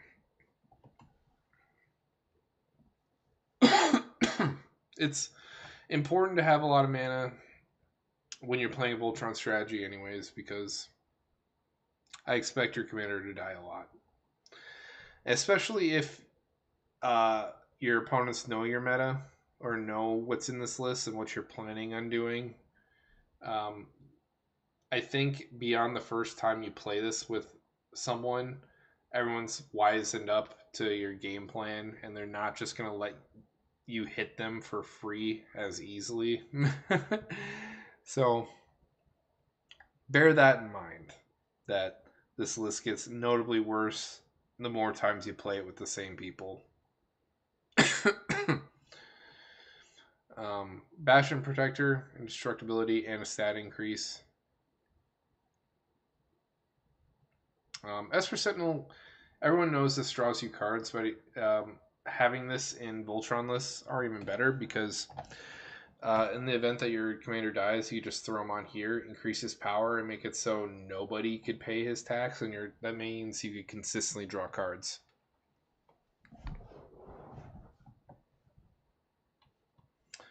Guardian Augmenter has flash, so I could get people to waste their cards at instant speed.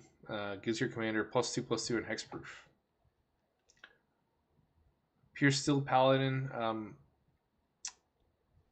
I don't necessarily care so much about the draw trigger, but it is good because I am running a lot of equipment in this list, at least 20. The Metalcraft is more desirable, makes it so I can equip stuff for free. Stoneforge, the tutor for any equipment, and you could cheat them into play with its 2 mana ability. Although a lot of my equipment are very mana efficient, so you probably won't be using the tap ability that often, but it could be relevant some of the time. And I do have some equipment that are really expensive, but come with cost reduction, like Excalibur, for instance, is 12 mana and it cares about your historic count or your historic CMC. So the likelihood you paying full 12 is nil, but you never know. You could get Excalibur with Stoneforge, cheat into play while your historic permanent CMC is low, and then you get a ton of value off this. You at least save counting your commander. If you have nothing else in play, you'd save 7 mana. It's a pretty good deal.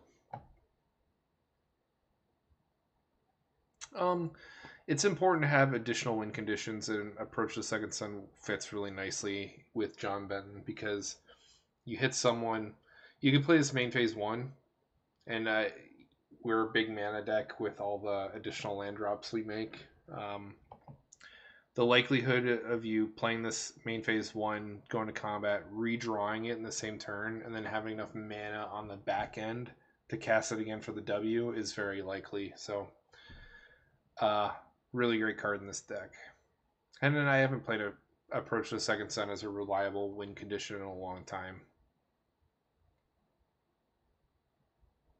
Promise Loyalty and Single Combat, they're both board wipes where your commander dodges it. But I like them because it forces people to sack their creatures and or planeswalkers because it gets around indestructibility, and that's been I've been dealing with a bad rash of that lately where everything is indestructible for some dumb reason, and then their boards are incredibly resilient. So I wanted board wipes that don't say destroy. I wanted them to get around that indestructibility clause and at the same time not kill our own commander.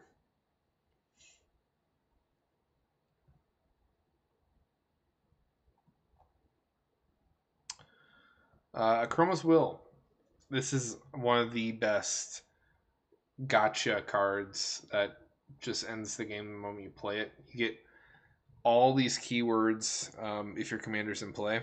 The best keyword on here is double strike, and I guess the next best is protection from each color. So your guy's just unblockable and you deal double damage. Hopefully you kill people. I wouldn't play this unless you're going to kill someone. Battlefield improvisation.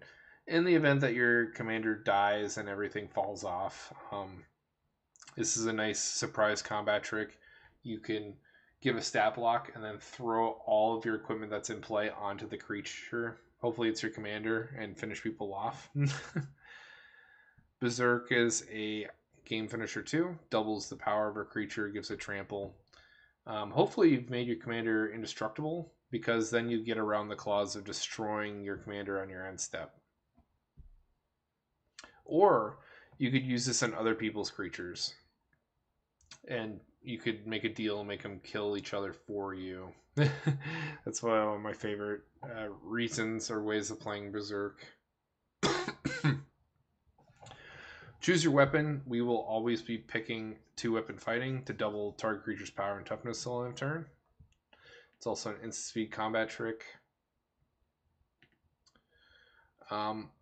You need clever concealment and Teferi's protection so you can get around. Or you just need ways of beating Cyclonic Rift. You dodge most board wipes, but not Cyclonic Rift, and unfortunately it's incredibly popular, so we're playing these 2 cards for that. Teferi's protection is just also really good because it acts kind of like an extra turn spell where you can't be interacted with for a full revolution of the table, and then you go into combat and finish another person off and then be down to just one player. So only use this when you're dodging Cyclonic Rift or when you could kill someone and you're worried about being tagged back to death. Play this, go to your next turn, finish the player off that just tried to kill you, and then leave the weakest player last.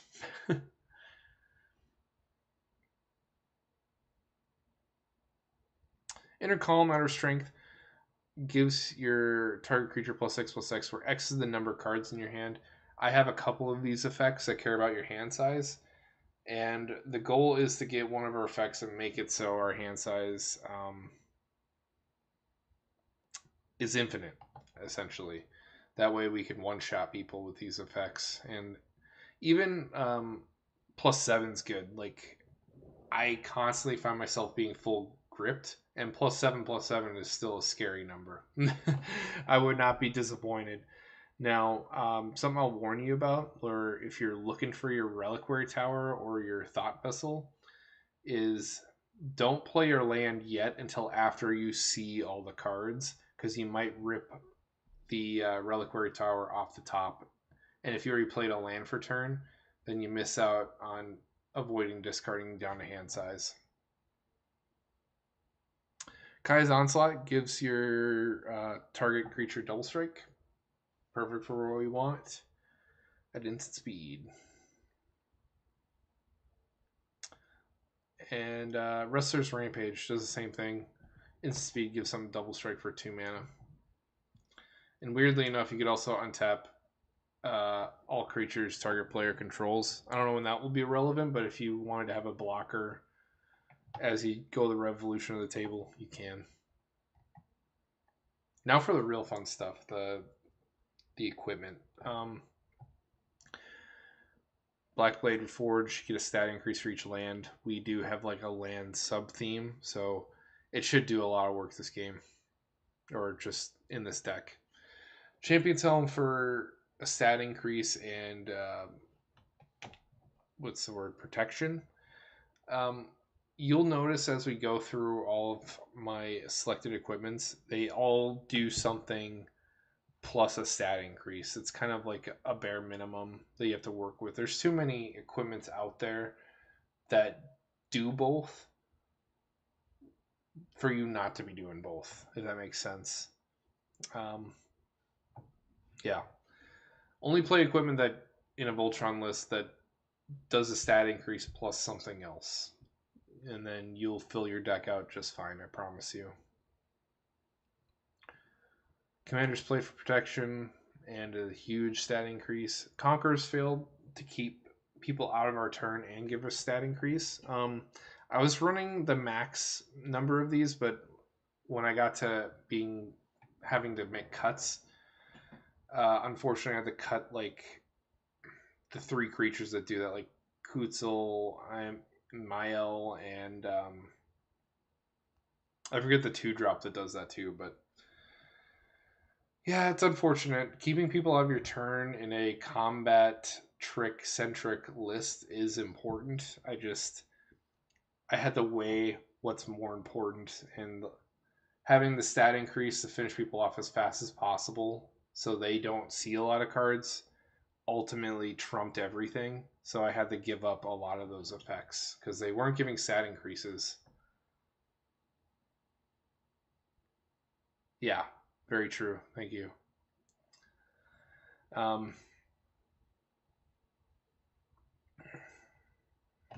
Yeah, moving on. It's the same reason why I had to cut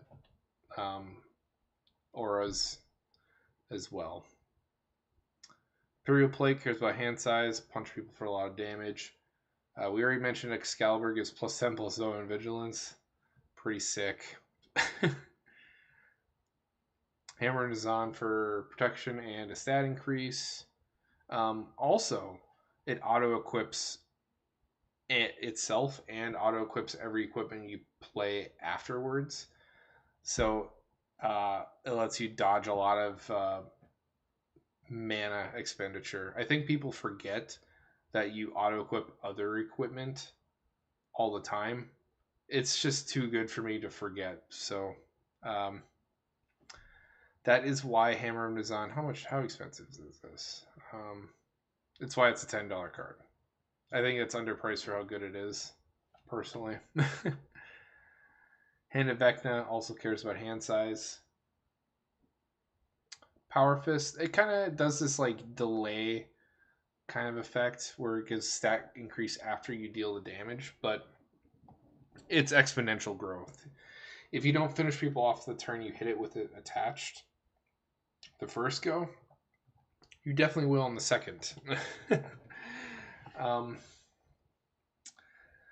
And like even in the early stages where say this is the only equipment on him, giving someone else and yourself just 2 cards, I'm okay with that. Like hitting someone for 10 and not killing them is that like moral gray area where I don't really like it. It's either all or nothing. 2 damage is nothing and I'm okay with it. That like doing half the commander damage and then seeing a bunch of cards makes me really nervous. So you might want to avoid doing that if you can.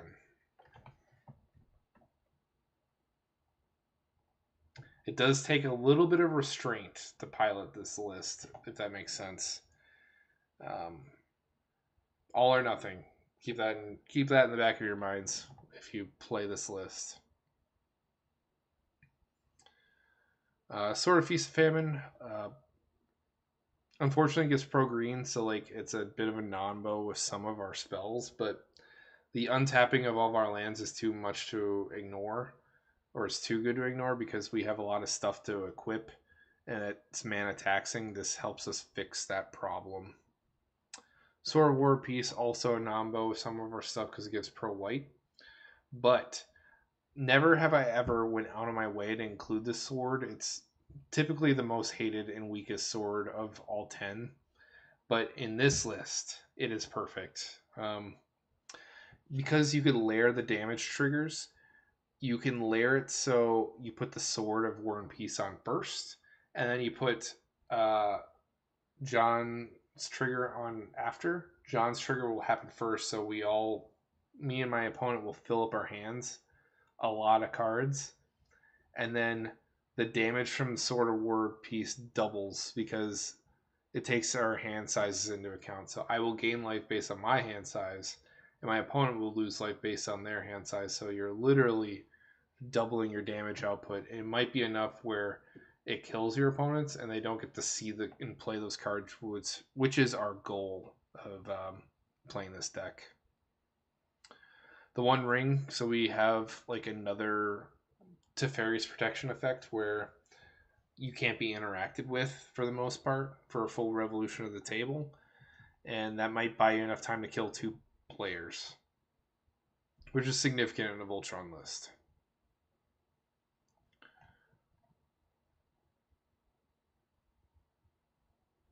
Imperial Armor, this is one of the very few auras we're running because we care about hand size, and it's one of the fastest ways to grow our commander with ease. Forge Anew lets us circumvent mana cost of equipment just only once a turn, but it also makes it so we can equip stuff at instant speed.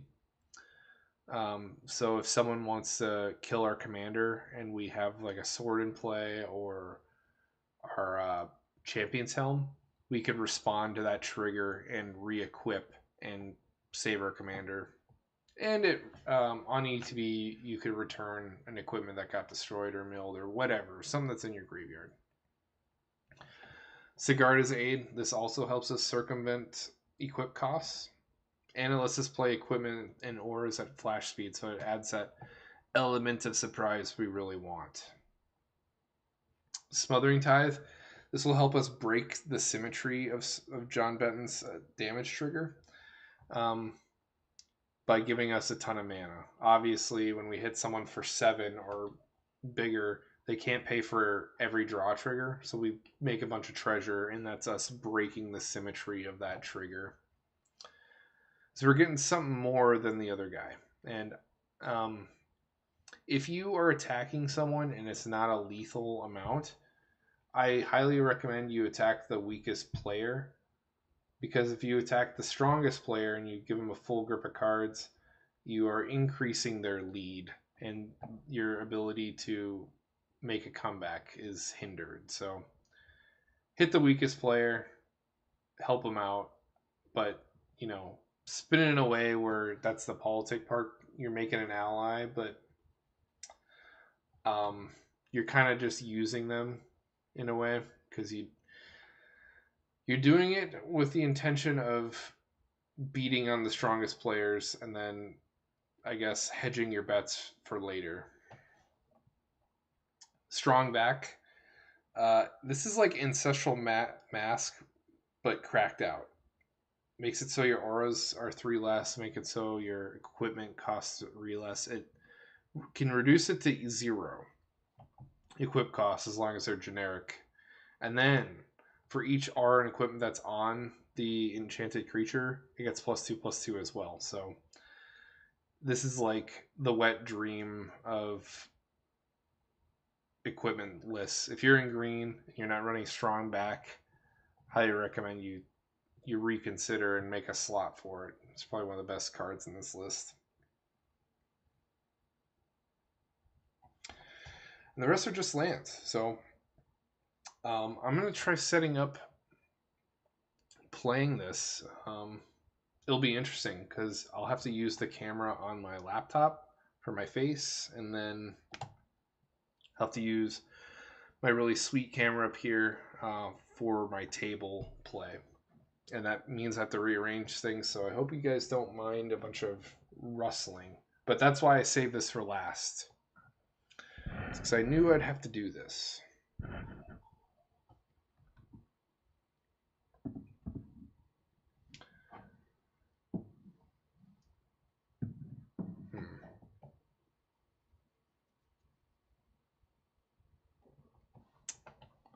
Make some room. Put this over here.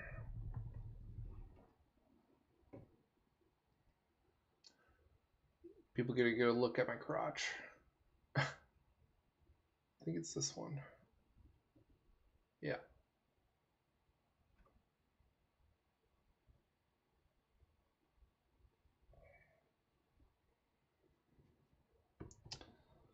See my desk.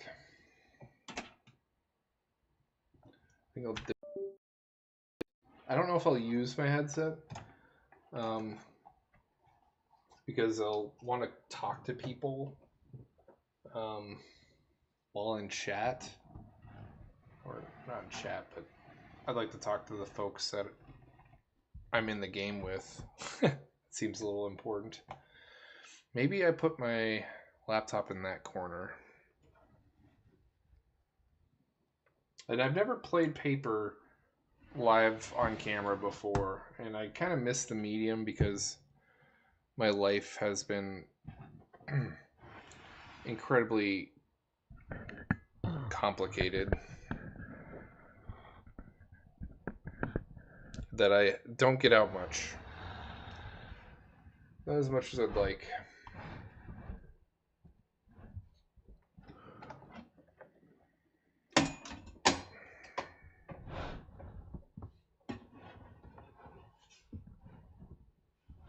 What am I hitting? I'm hitting the wall. This will be a good learning experience too. We're all just learning together.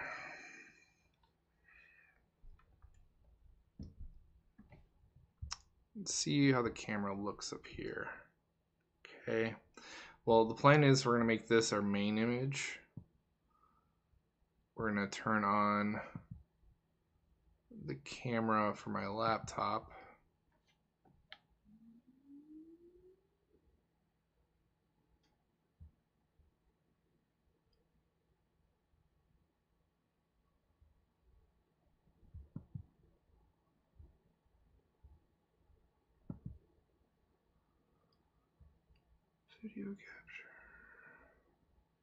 Video capture device.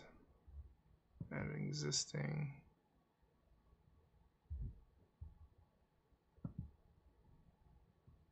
Sure, call it number 2. And this one will be my webcam. Hello.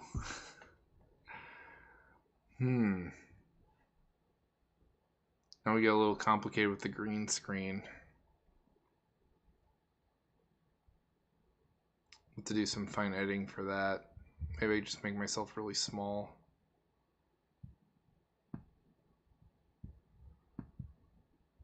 I'll turn off the...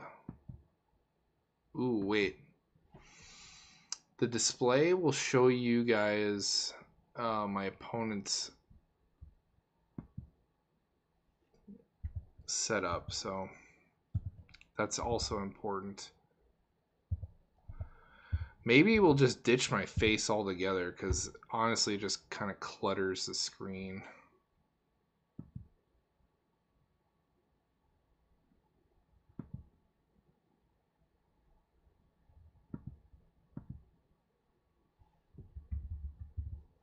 Well, that's my email if you guys want to send me fan mail. Alright, so if you aren't aware, this is like the WotC official version of Zoom calls, where you just play Magic with random people at whatever time of the day.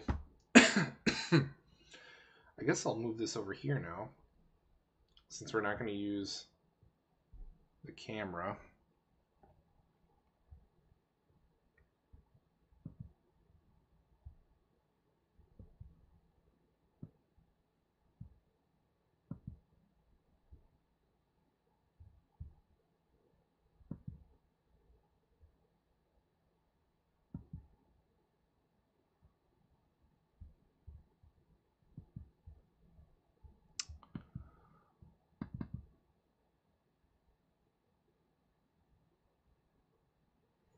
I'm gonna have to turn off my filters for this because it's messing with my... I don't think anyone's seen my playmat before.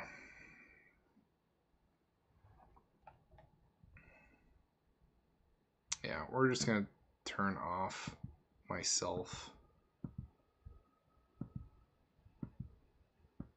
That's just incredibly in the way. Although, maybe I don't want this.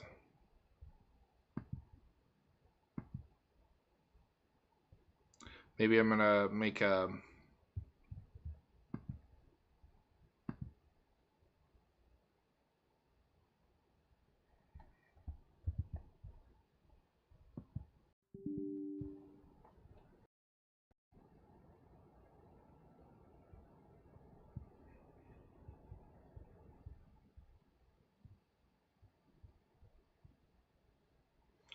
think I'll make my own lobby before I join anyone else's and delay their games here.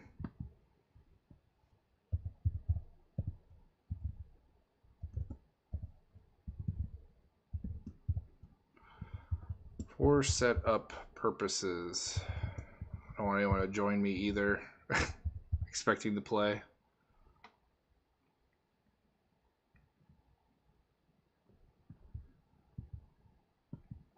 Kind of want to see what that does on my monitor.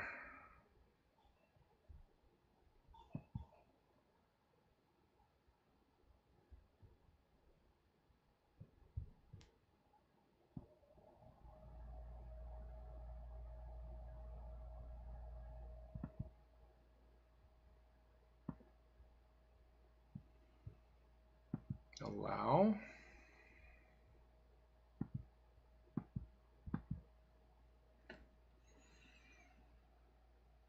Oh, these are just welcome messages.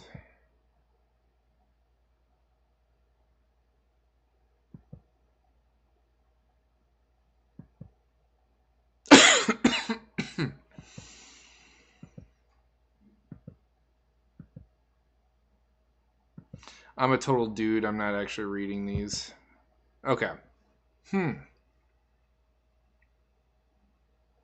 So, from the stream perspective, we don't need this. Man, I kind of regret messing with the video settings now. Control Z. There we go. Let's put it back to where it was.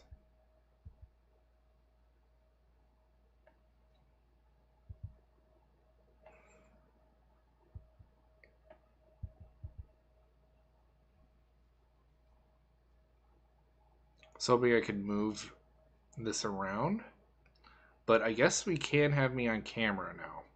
So we want to hide this. There we go. Put that back on display.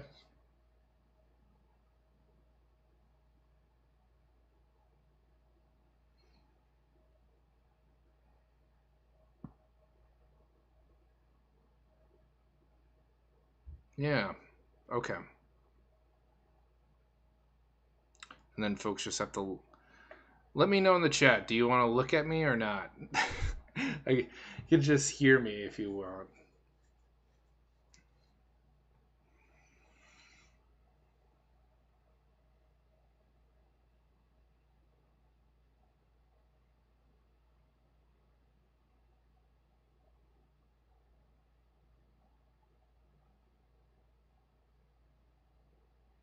I think from the perspective of video, there is a lot of like information that's useful from seeing my field of view versus seeing my face. So maybe we'll ditch that. Just listen to my voice and whoever I'm randomly playing with. Okay.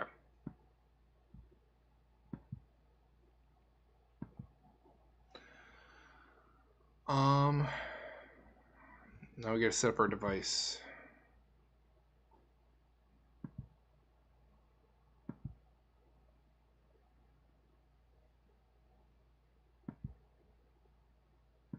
Figure inputs. Yeah, we want that.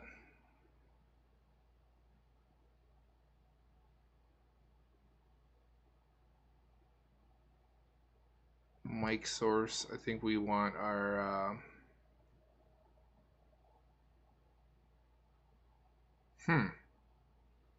yeah, we want this.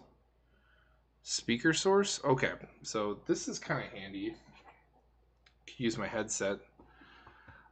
I could do like flip to talk. Or do I want volume? Hear folks through my headset.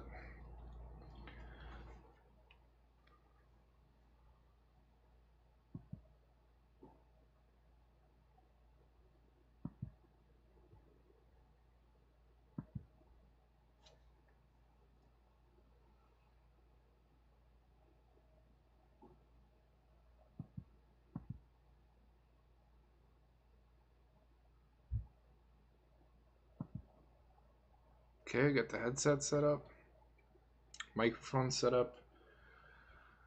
Um,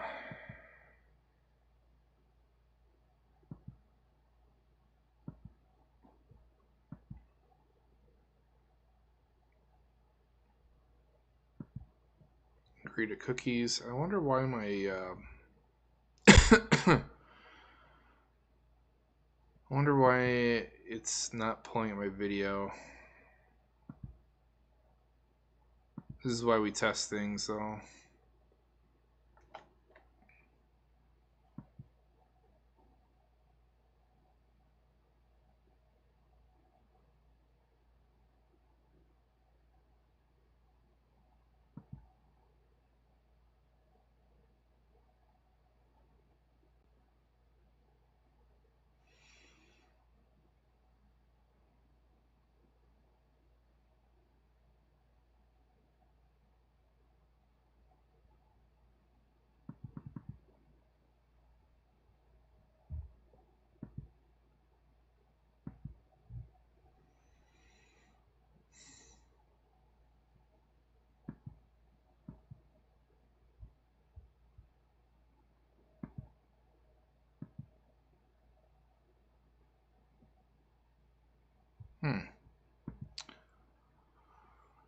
Alright.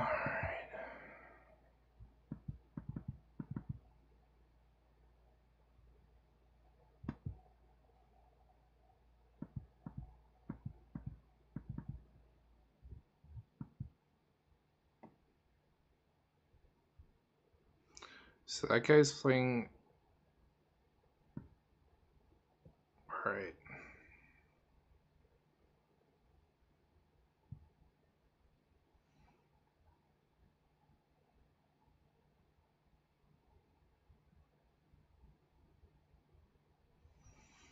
Probably this group of people here.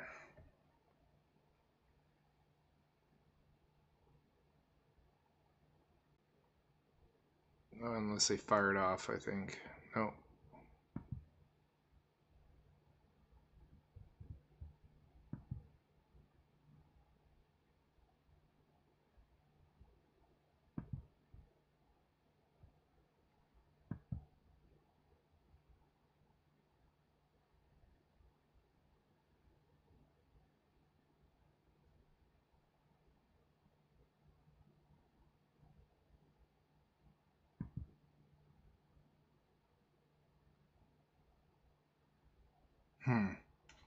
Still not displaying my camera.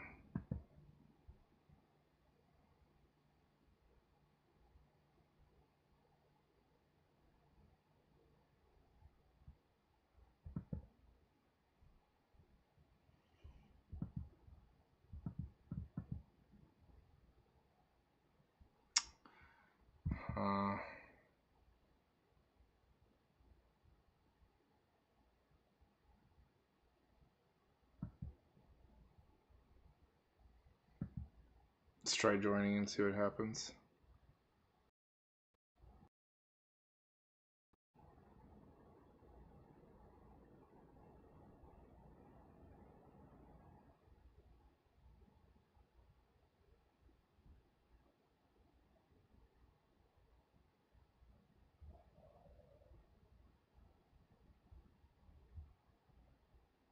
Hello?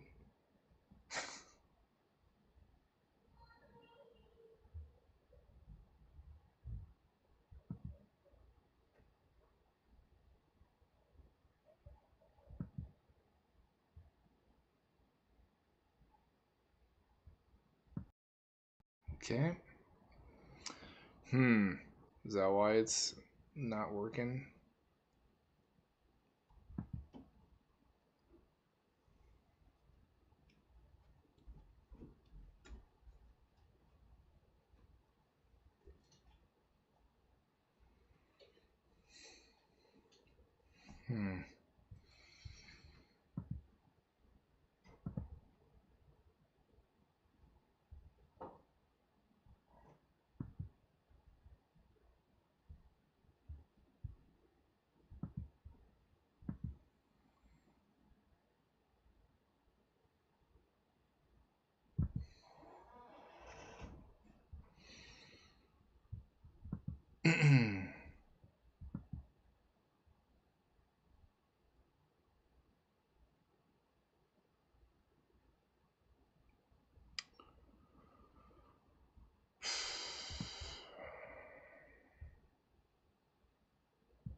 Frequently asked questions.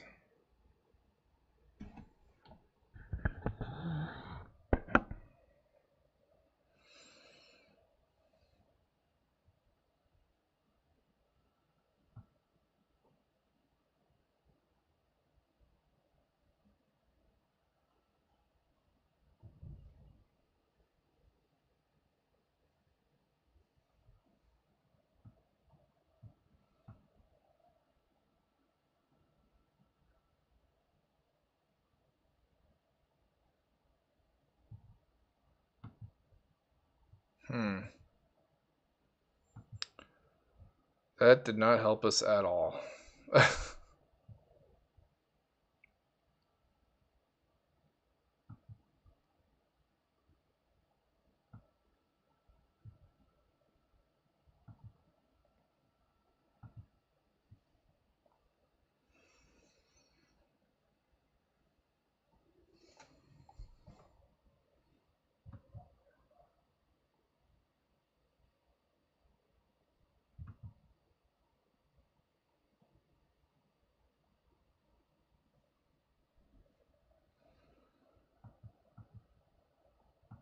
Man.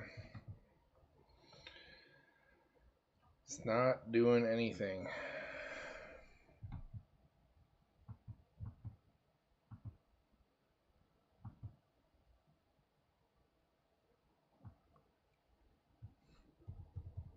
Maybe it's because I didn't have a title.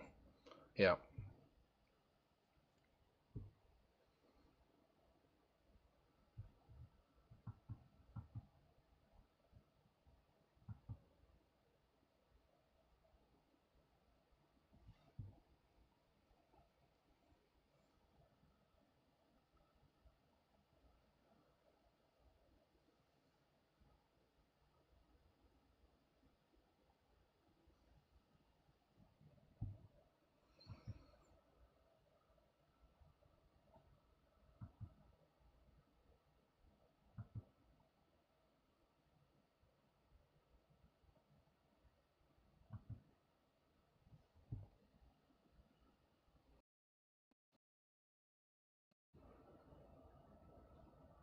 I wish I knew why it's struggling to use device.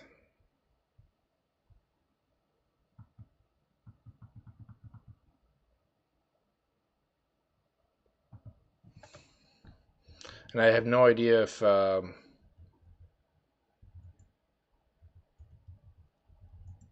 mic is working.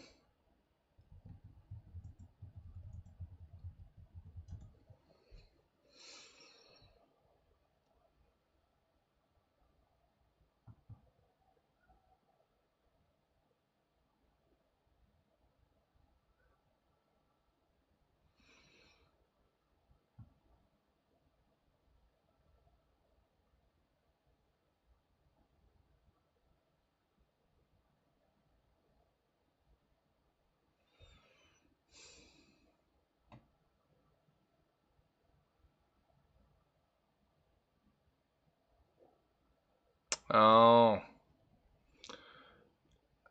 It blocks me from using OBS. I think it's to prevent people from being recorded.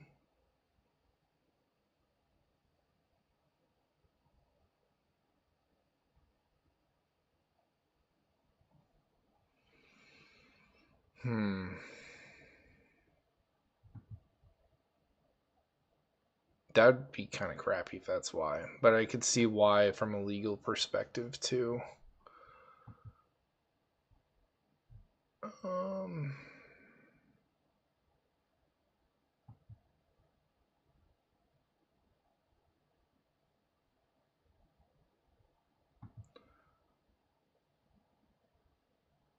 Yeah, allows camera and microphone. So that ain't the reason why.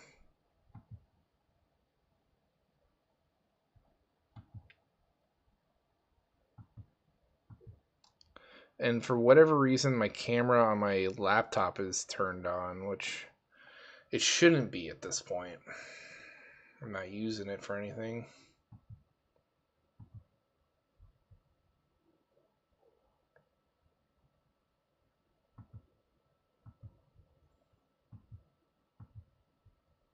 don't need this, so we're just going to delete it.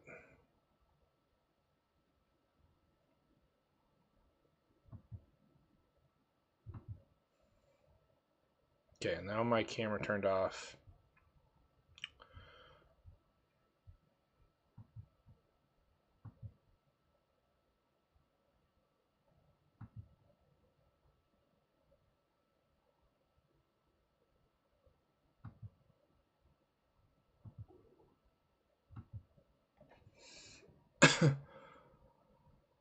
No.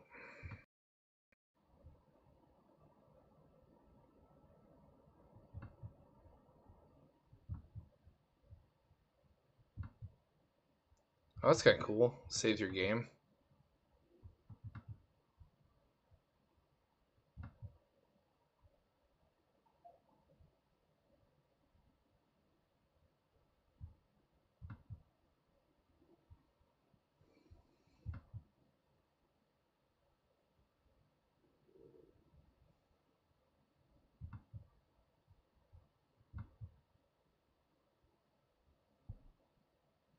Is that what it did?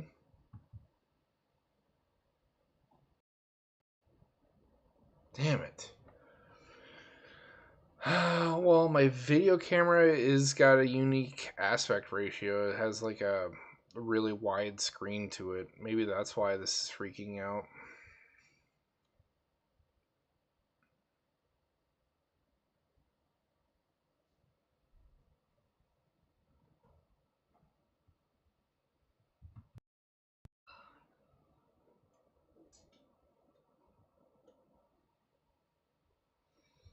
I also wish I could mess with settings from in here.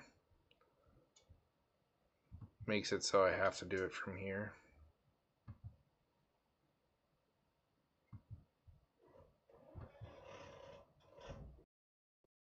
See, now it works perfectly fine from that. But from my video over there, not at all.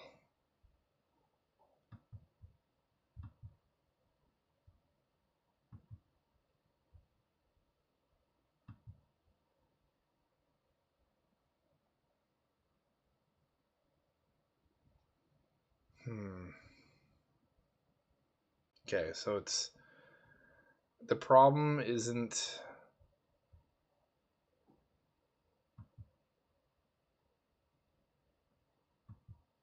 it's not a website or OBS. It has to specifically deal with my camera.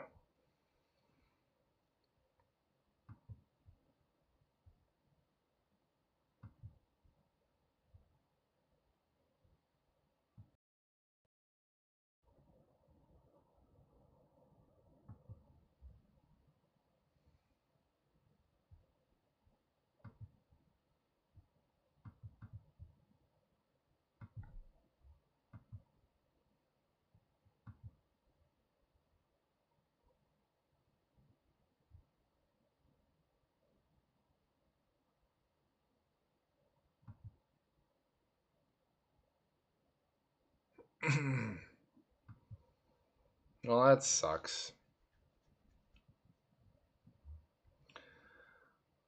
It will look really weird playing from my laptop.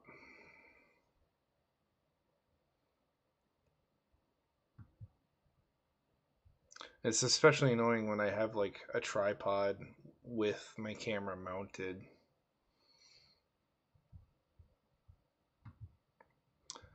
Technical difficulties.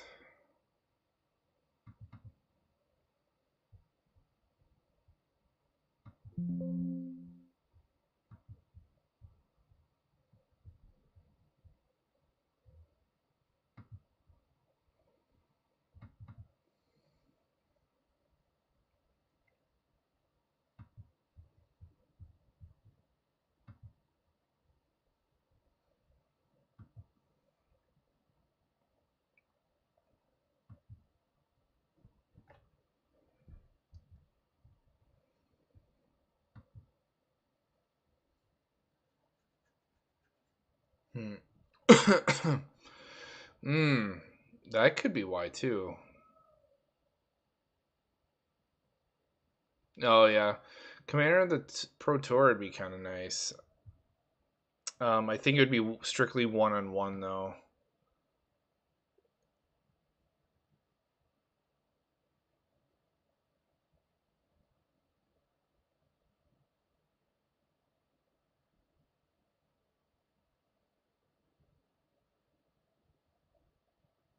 Yeah, he did sub for the paper magic. I was trying to show off B's deck, and unfortunately, it's a commander that's not on Moto. It's just paper, unfortunately. They don't have Doctor Who on Moto yet.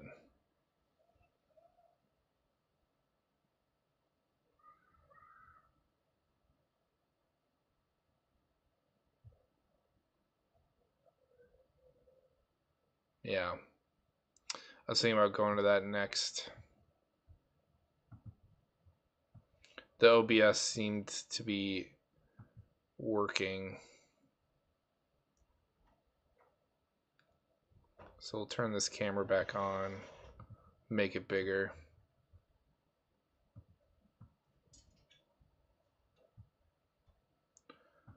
And then we will try.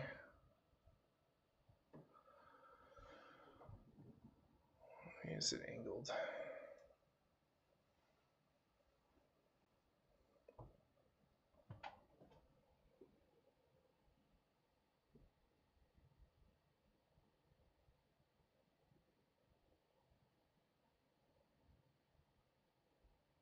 There we go.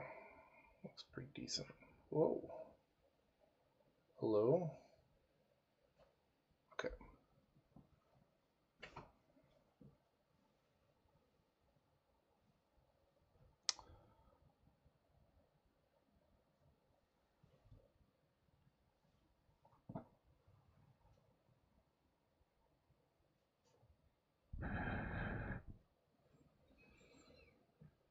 Yeah.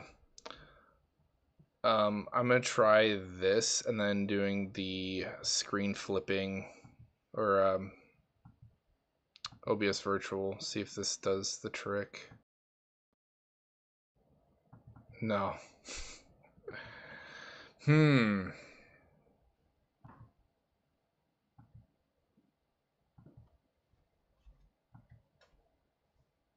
Damn.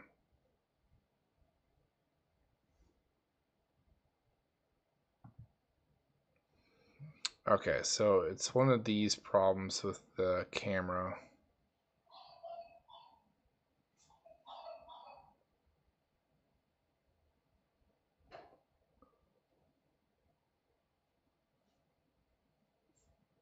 Restart the device. That could be why. I don't know. I haven't tried that yet.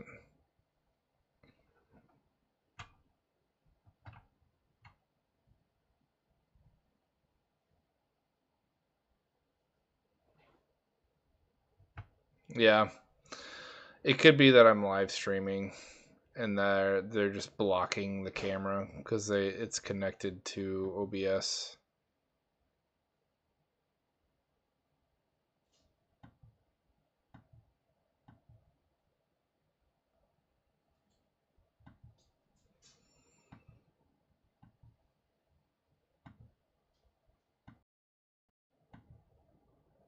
Oh. Hey. Okay. So unplugging it, replugging it works. Now the other concern. Why is it so red?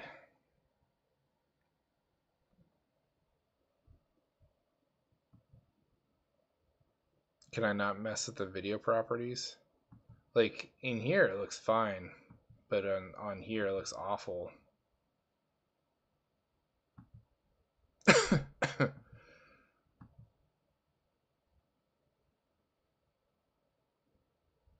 All right, let's try joining and then maybe I could customize the video from in here.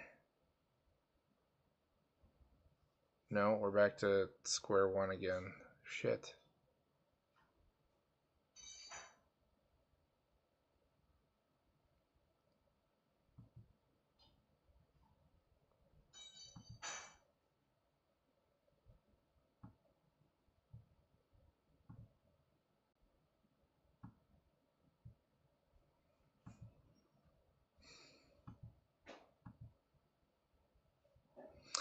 It's weird that you can't mess with video properties while using the app.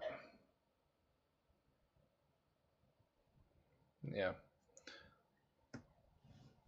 It's red as hell.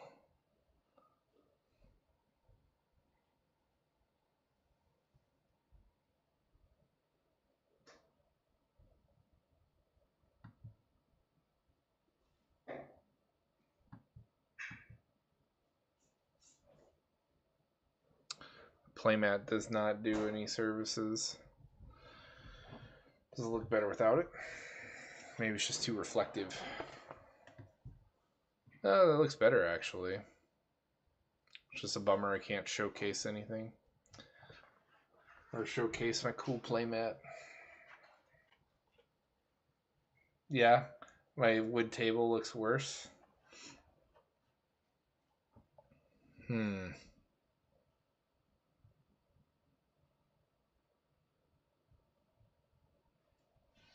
And then like the glare gets pretty bad the higher you go.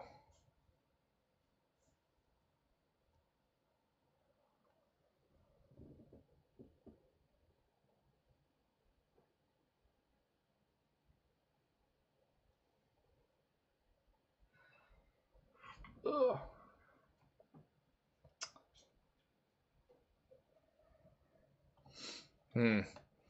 This is turning out to be a disaster though. Yeah, rough. I think I'll try playing though on just a regular table.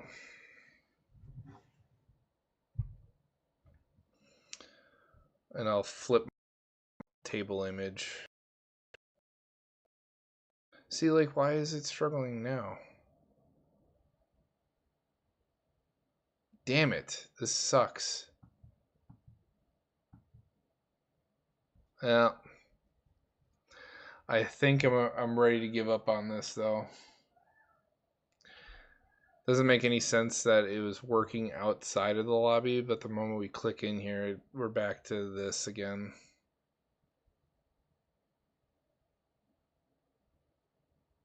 Yeah, I haven't done it in a while. I don't have like a setup for it personally. I don't have a way of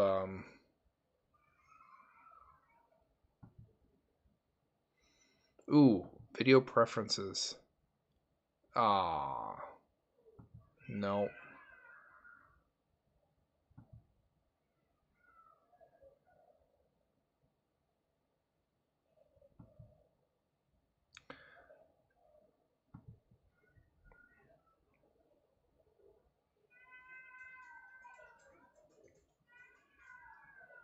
Alright, I think I've had enough messing with this.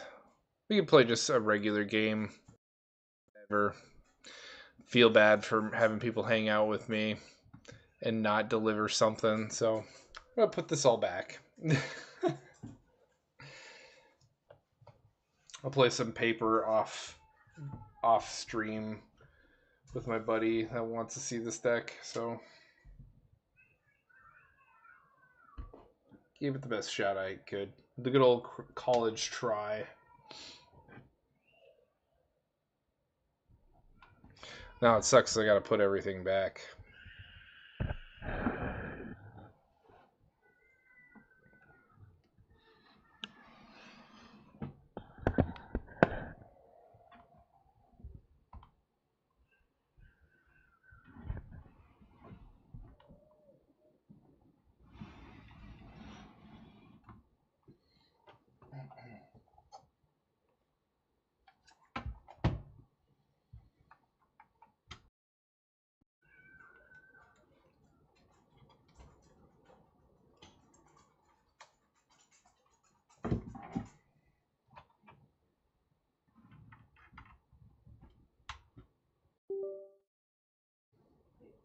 Yeah. Huh? Yeah. Intermission here. Oh yeah, recording in Discord. That sounds like a good idea too.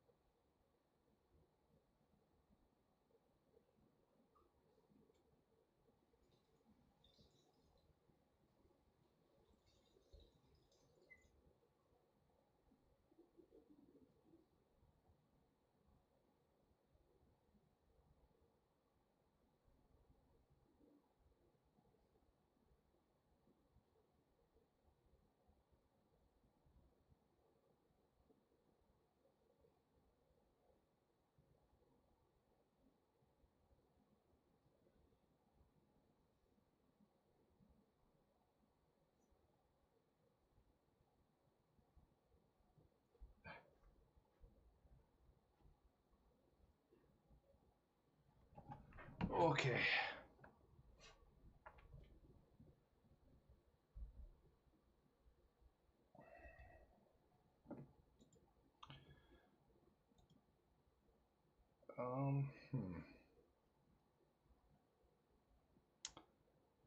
That's not what should be showing up.